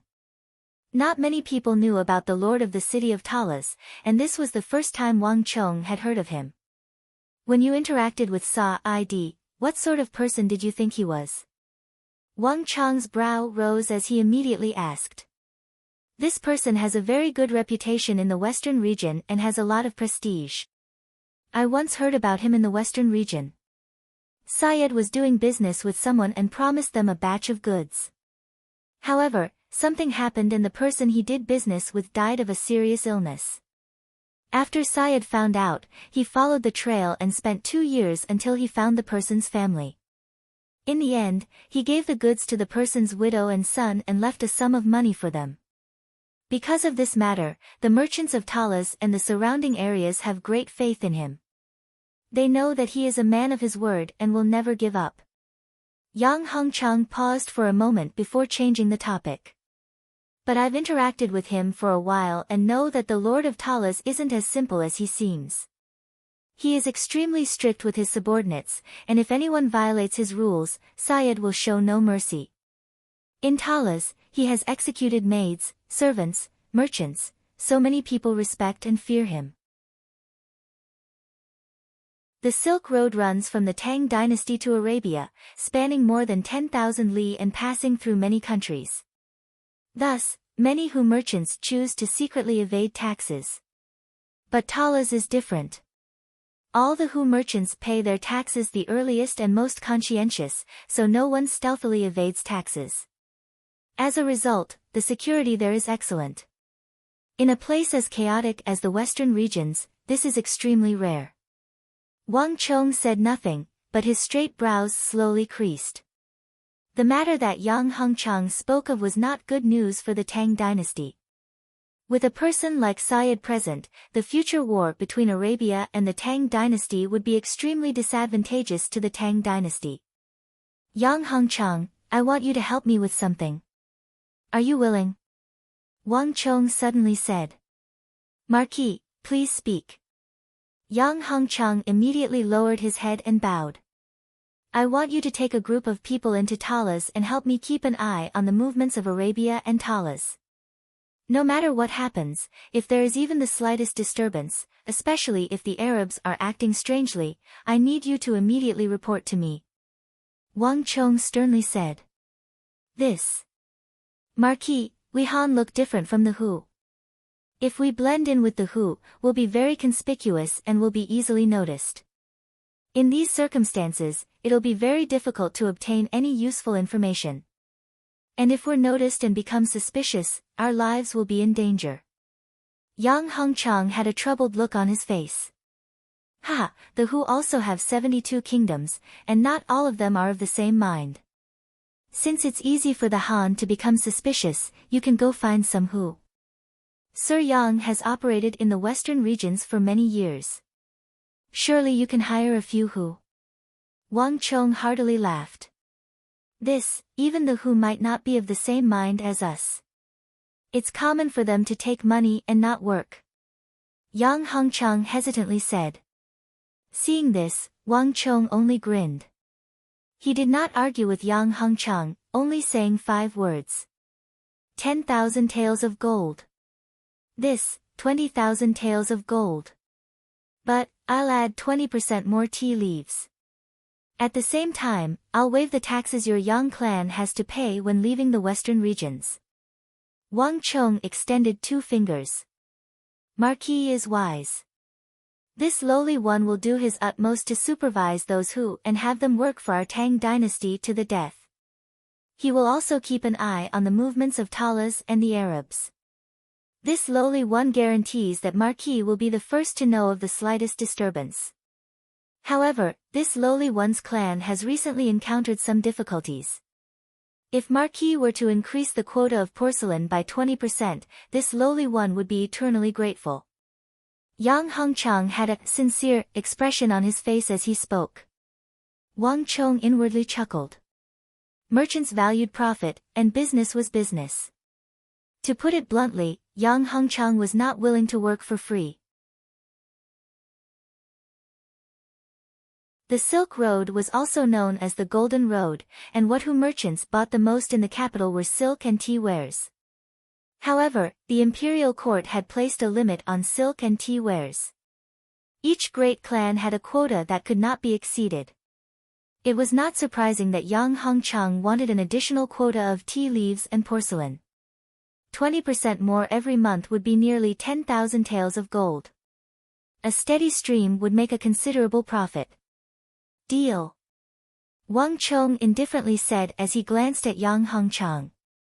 If you do this well, your Yang clan's caravans on the Silk Road will be escorted by the soldiers of the imperial court. In addition, you should also know that I'm establishing a fief city on the Silk Road. I know. Although Yang Hongchang was doing his best to conceal it, his bright eyes still betrayed the excitement in his heart. There was no one on the Silk Road who did not know of the city Wang Chong spoke of.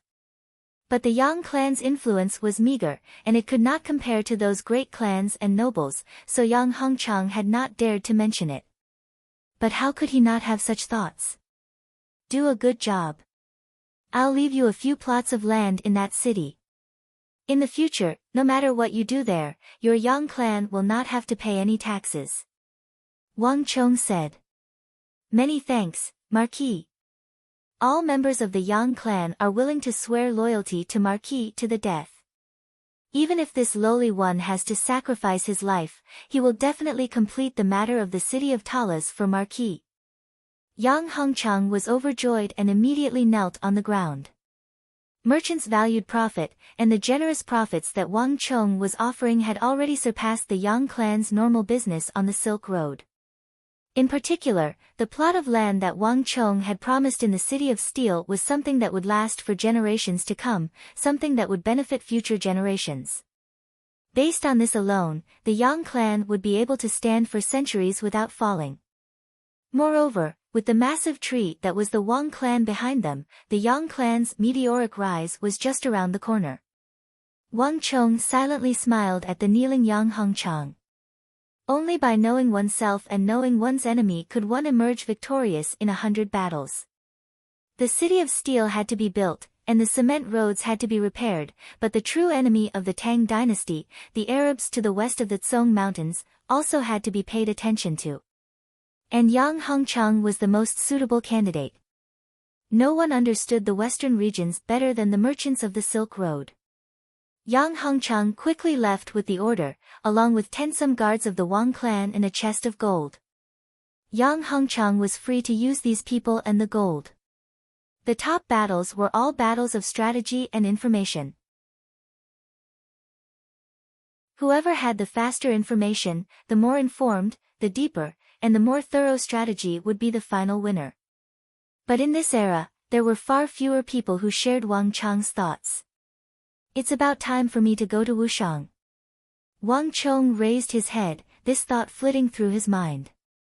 Several days ago, Wang Chong had received a letter from Li Sai informing him that his operation in Wushang had not gone as smoothly as he had imagined.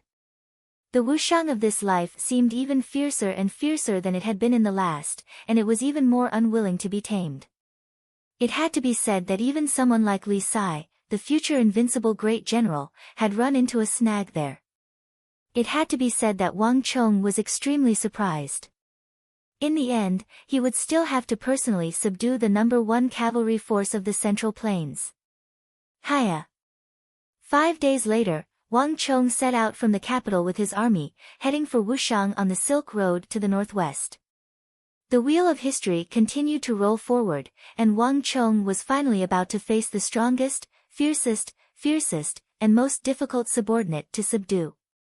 To the northwest of the Tang dynasty, to the south of Qixi, and to the east of Longxi, was a vast mountain range. The mountains there were steep and the terrain treacherous. The slightest carelessness could lead one to fall into a bottomless abyss and shatter one's bones. Moreover, the mountains would occasionally be shrouded in white fog that obscured one's vision and made it very easy to get lost. Moreover, this place was barren, with no gold, no treasure, and no roads connecting it. Not even the bandits and brigands of the Silk Road were willing to venture too deeply into this place. It was like this place had been forgotten by the world. No one knew of it and no one cared about it. And this place was Wushang. Milord, these unruly people are too impudent. It's fine if they don't listen to the summons, but they even stole the token that Marquis gave to Milord. They're simply too unbridled and lawless. In this subordinate's view, we should mobilize the army and completely exterminate them. On the barren mountain range, a hazy mist drifted in front of them. An armored general stood side by side with the enormous, giant-like Li Sai. His face was filled with anger. That's right. They didn't listen to orders and even injured Du Wu and Luo Chuan. They've gone too far. To Li Sai's right, a deputy general also angrily said. As he spoke, he glanced at the ground behind him. In the fog, he could see figures lying on the ground, constantly bleeding. These were the comrades who had entered Wushang with them. In this remote and desolate area, there were dilapidated houses everywhere.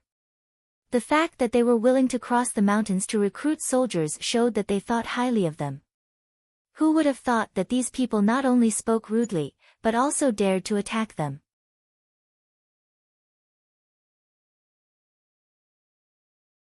Chapter 694. A Wu.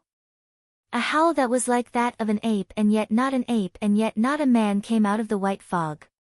These howls were short and sharp, and they were clearly harshly warning.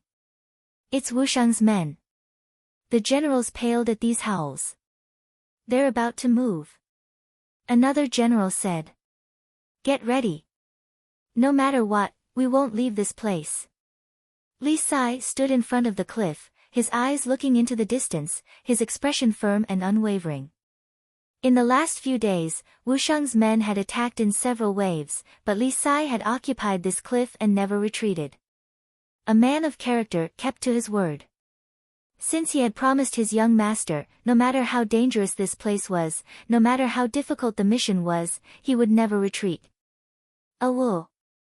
The howls in the white fog were getting more and more hurried, more and more fierce. The fog churned and gusts of wind could be heard from all around. Wushang's men were finally about to move.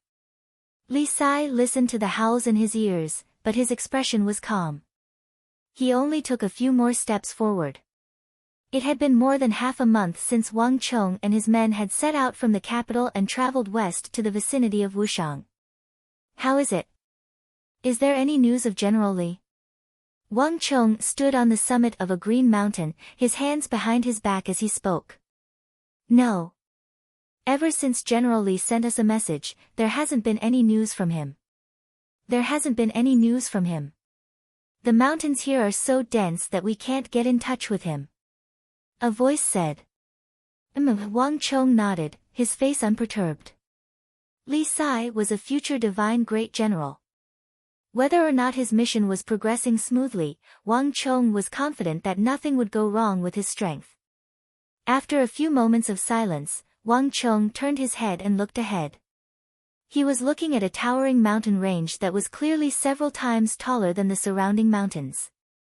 These mountains rose and fell like the waves of the sea, extending all the way to the ends of the earth. Looking at this vast mountain range, everyone could feel a sense of desolation and ancientness, as if it had been forgotten by time, causing them to subconsciously want to escape.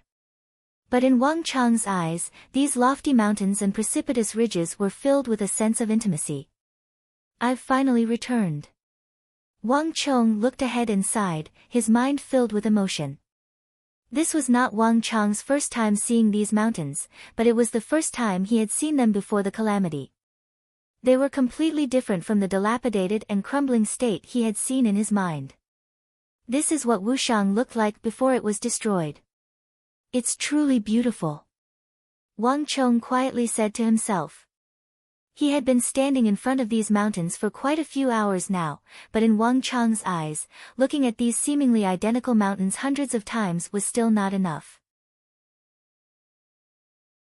This was because these mountains, which bandits and brigands were unwilling to visit, were nurtured by the hopes of the future Tang dynasty. The Wushang cavalry. The world's #1 force. In the apocalyptic era when the stars of generals had dimmed, this force of 5,000 soldiers had given many people hope and entrusted their hopes to them. It was also the strongest force under Wang Chong's command and his greatest reliance. If he wanted to change the world, he needed a truly invincible army of superior quality and strength. The Southwestern Protectorate Army could not reach this standard, nor could the elite experts that Wang Chong had transferred from the great clans. Not even the 30,000 Anshi army that Gao Xianji had claimed to be the Tang dynasty's most elite force could reach this goal. And it just so happened that Wang Chong's ideal army was situated in these steep and precipitous mountains. There was no place in the world that could give Wang Chong such a feeling. "Are you ready?" Chief Wang suddenly turned his head and said. "Marquis, we're ready." Behind him, Gao Feng and Nia Yan respectfully acknowledged the order. This time, Wang Chong had not brought many men with him.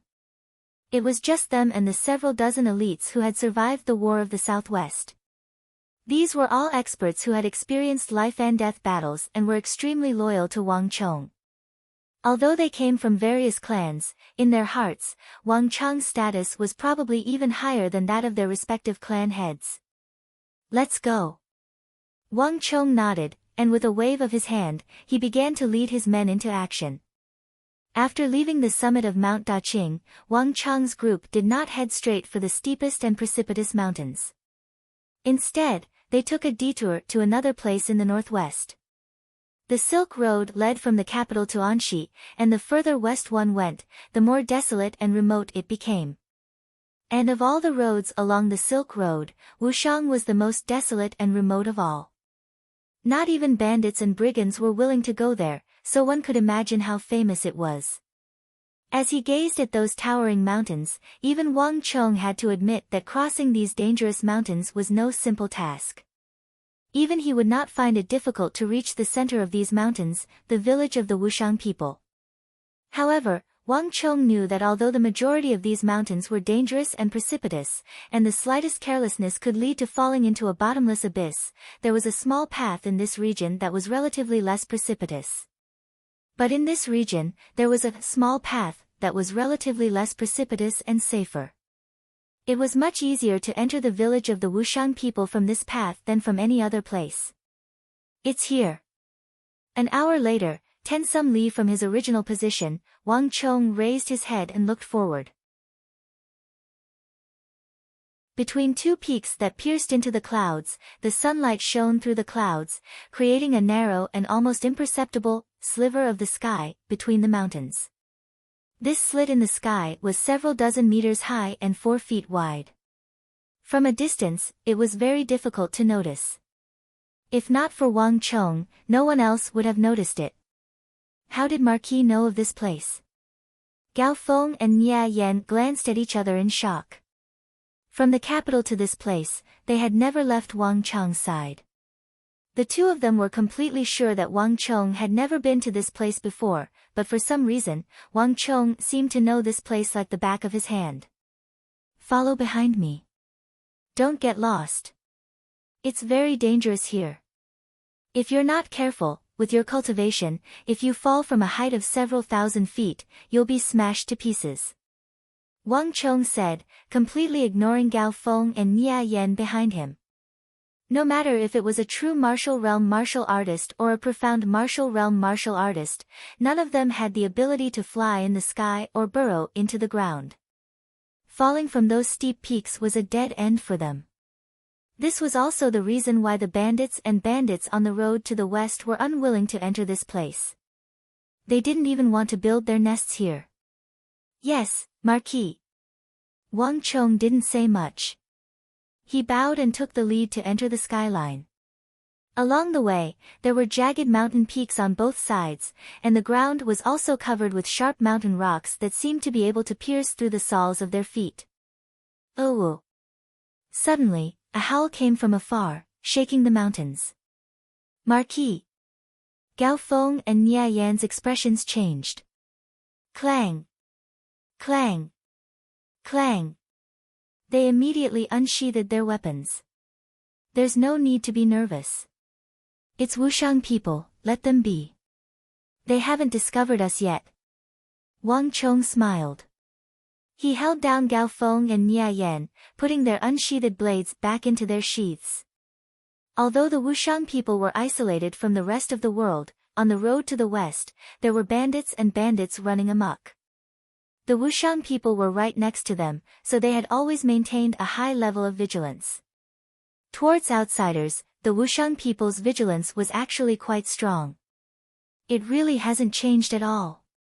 Hearing the howls from afar, Wang Chang's lips curled into a smile. His heart was filled with warmth. Before officially joining the army and receiving formal military training, the Wushang people had always maintained their primitive traditions. The primitive and precipitous terrain of the mountains had trained the Wushang people to be the most agile. Like monkeys, they swung around the mountains and used the short and sharp howls to communicate with each other. Wang Chong had tested it before. The strongest villagers of the Wushang people could run even faster than warhorses. I'm really looking forward to it. Wang Chang's eyes shone brightly. Looking into the distance, his eyes revealed a trace of anticipation. Let's go. Keep up. Starting from the skyline, the terrain was relatively low. But gradually, the terrain became higher and steeper, and the road became more and more difficult to traverse. When, after an unknown period of time, suddenly, a vast expanse of white fog surged over. "Milord, be careful. There's something strange about this fog." Gao Feng and Nia Yan's eyelids twitched. They instinctively felt a sense of danger. It was still daytime. When the group entered, the sun was right above their heads. This was not a rainy day. The appearance of this fog was too strange. Thinking back to the howls from before, the group became even more uneasy. "Hee, don't be nervous. There are some underground springs at the bottom of this mountain range. Moreover, they are relatively large. The underground temperature is relatively high, so this fog is formed. There's nothing strange about it." Wang Chong smiled faintly, his expression calm and tranquil. This kind of tranquility affected the others. Gao Feng, Nia Yan, and the others all relaxed. The Wushang people were brave and aggressive. They were filled with hostility toward outsiders. And the place they lived in was filled with danger. The first line of defense was the lofty mountains and precipitous ridges where one would be smashed to pieces if they accidentally fell. The white fog was the second line of defense. In the past, after learning that the Wushang people had killed a large number of foreign invaders, many people had tried to provoke them. But most of them had failed miserably. Many people could not even charge through the first line of defense, let alone the second. Wang Chong could be considered the only one who had succeeded. Different from the others, whether it was the Wushang people who came and went, or the thick white fog that floated in the mountains, Wang Chong never panicked. He even saw an underground spring spurting out of the ground and determined the true cause of the white fog. "Take out your scabbards. Hold each other's weapons and follow me. This fog will disappear in the time it takes for half an incense stick to burn. It's not very dangerous. The true danger lies in the ravines and abysses shrouded by the fog. If you fall in, even I won't be able to save you," Wang Chong said lightly.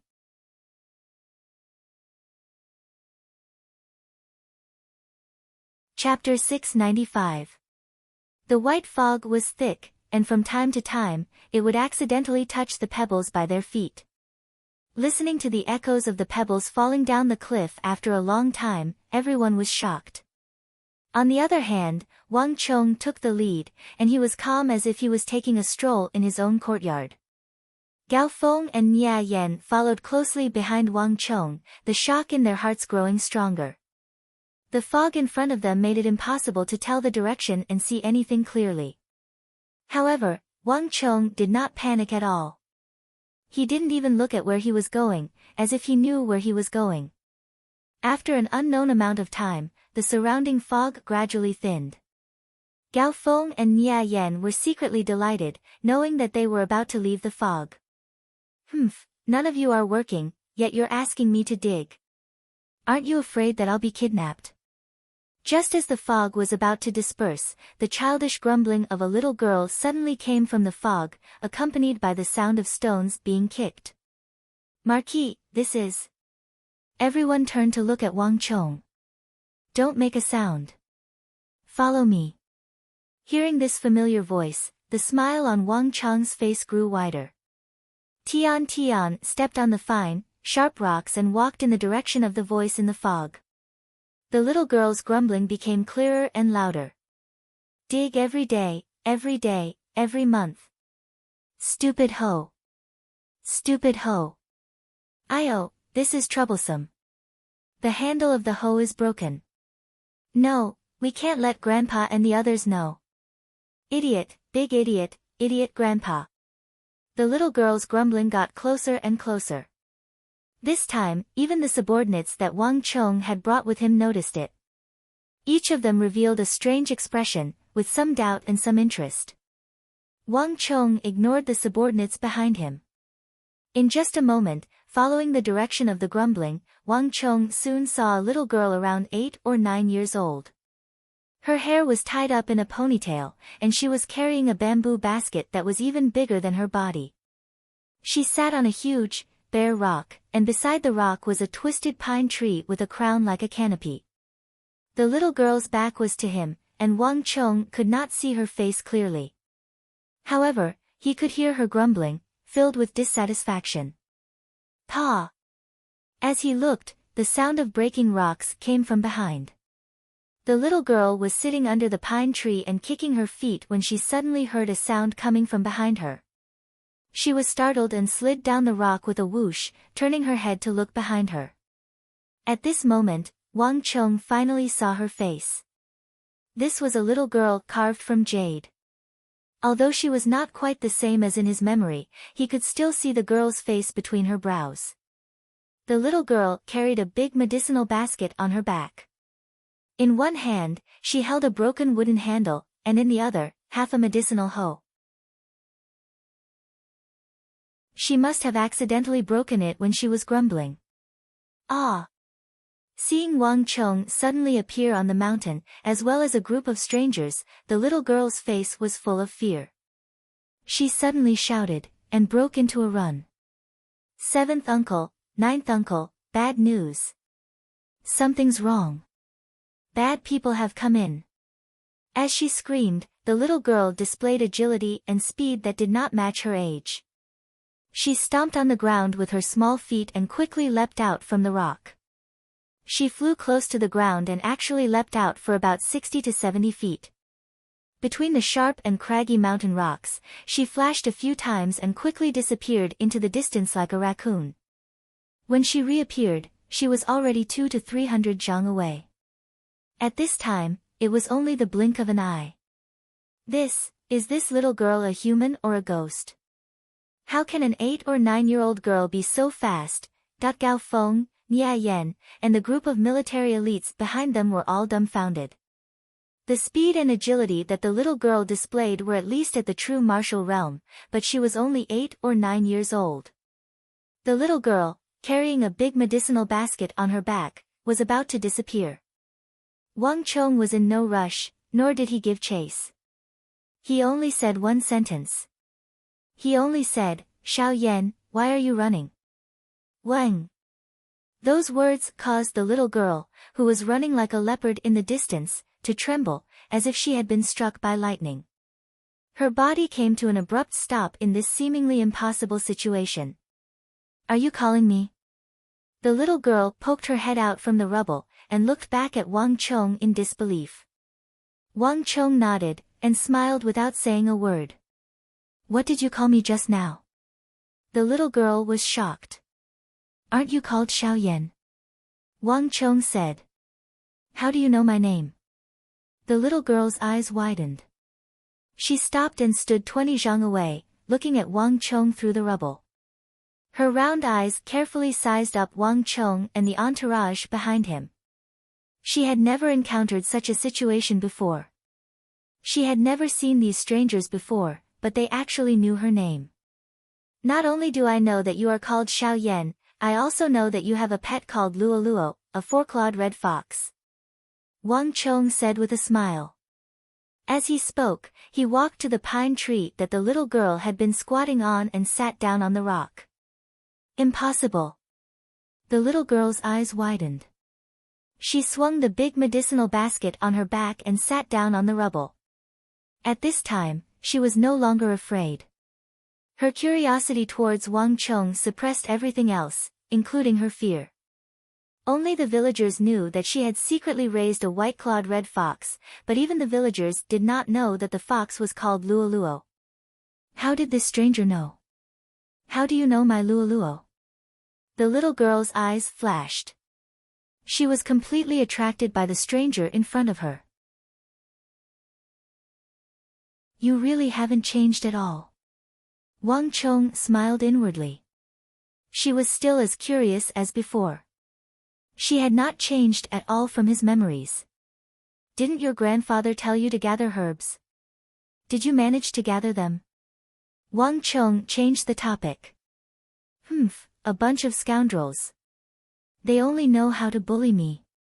There are rocks everywhere, where can I find Wujian grass? Upon hearing Wang Chong's words, the little girl was reminded of her mission today. Fuming with rage, she kicked a rock by her feet away.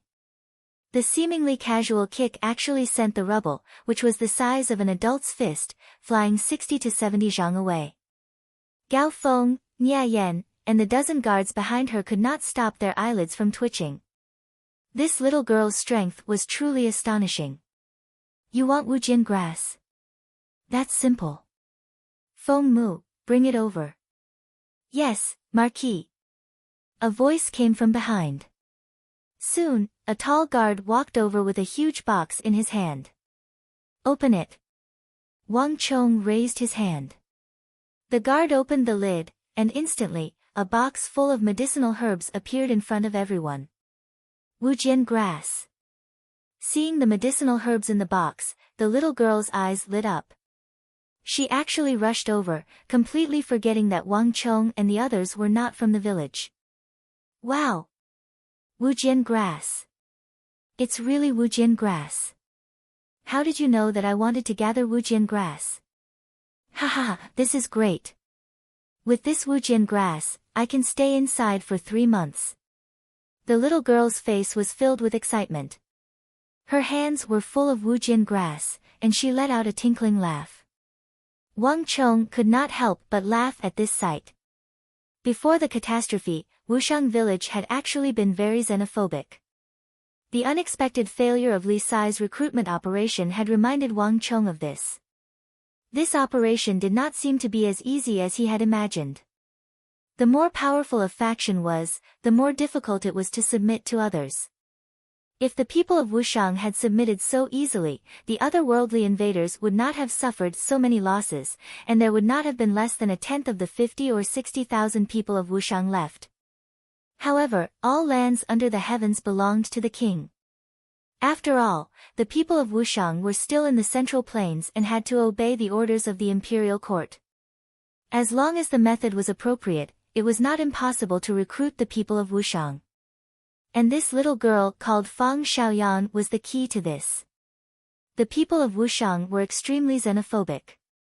As long as it was a stranger, they would immediately be attacked before they even had a chance to explain their purpose. Many people didn't even pass the first stage and had already failed. However, Wang Chong knew that there was a key figure in Wushang village who could gain the favor and approval of the people of Wushang through him. This person was Fang Xiaoyan.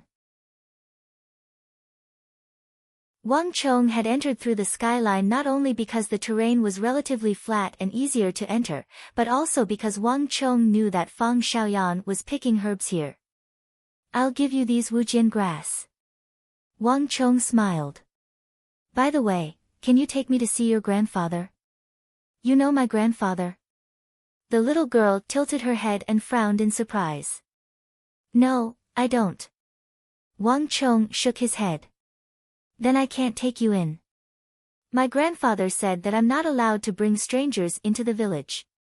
The little girl said with her head held high. Although I don't know your grandfather, I have a friend at your grandfather's place. Can you take me to see him? Wang Chong smiled and patted her head. The little girl's eyes showed a trace of doubt, but she soon narrowed her eyes in comfort. She seemed to enjoy the feeling of being patted on the head and being pampered. Although I don't know your grandfather, I have a friend at your grandfather's place. Can you take me to see him? Wang Chong smiled and patted her head. The little girl's eyes showed a trace of doubt, but she soon narrowed her eyes in comfort. She seemed to enjoy the feeling of being patted on the head and being pampered. Friend. Grandfather. My friend is at grandfather's place. Grandfather's friend. Then your grandfather's friend. No wonder you know so many things and even know about my luoluo. The little girl seemed to have figured something out. She opened her eyes and smiled happily. If you're grandfather's friend, then there's no problem. Come, I'll take you to see grandfather. You're tuning in to the Blissful Bookshelf YouTube channel. We're so grateful for your support, and don't forget to subscribe to join us on this incredible journey through captivating stories. Your generosity through donations truly makes a world of difference, as it's the primary source of revenue that allows me to expand and enhance this channel for you. Thank you from the bottom of my heart for being a part of this adventure.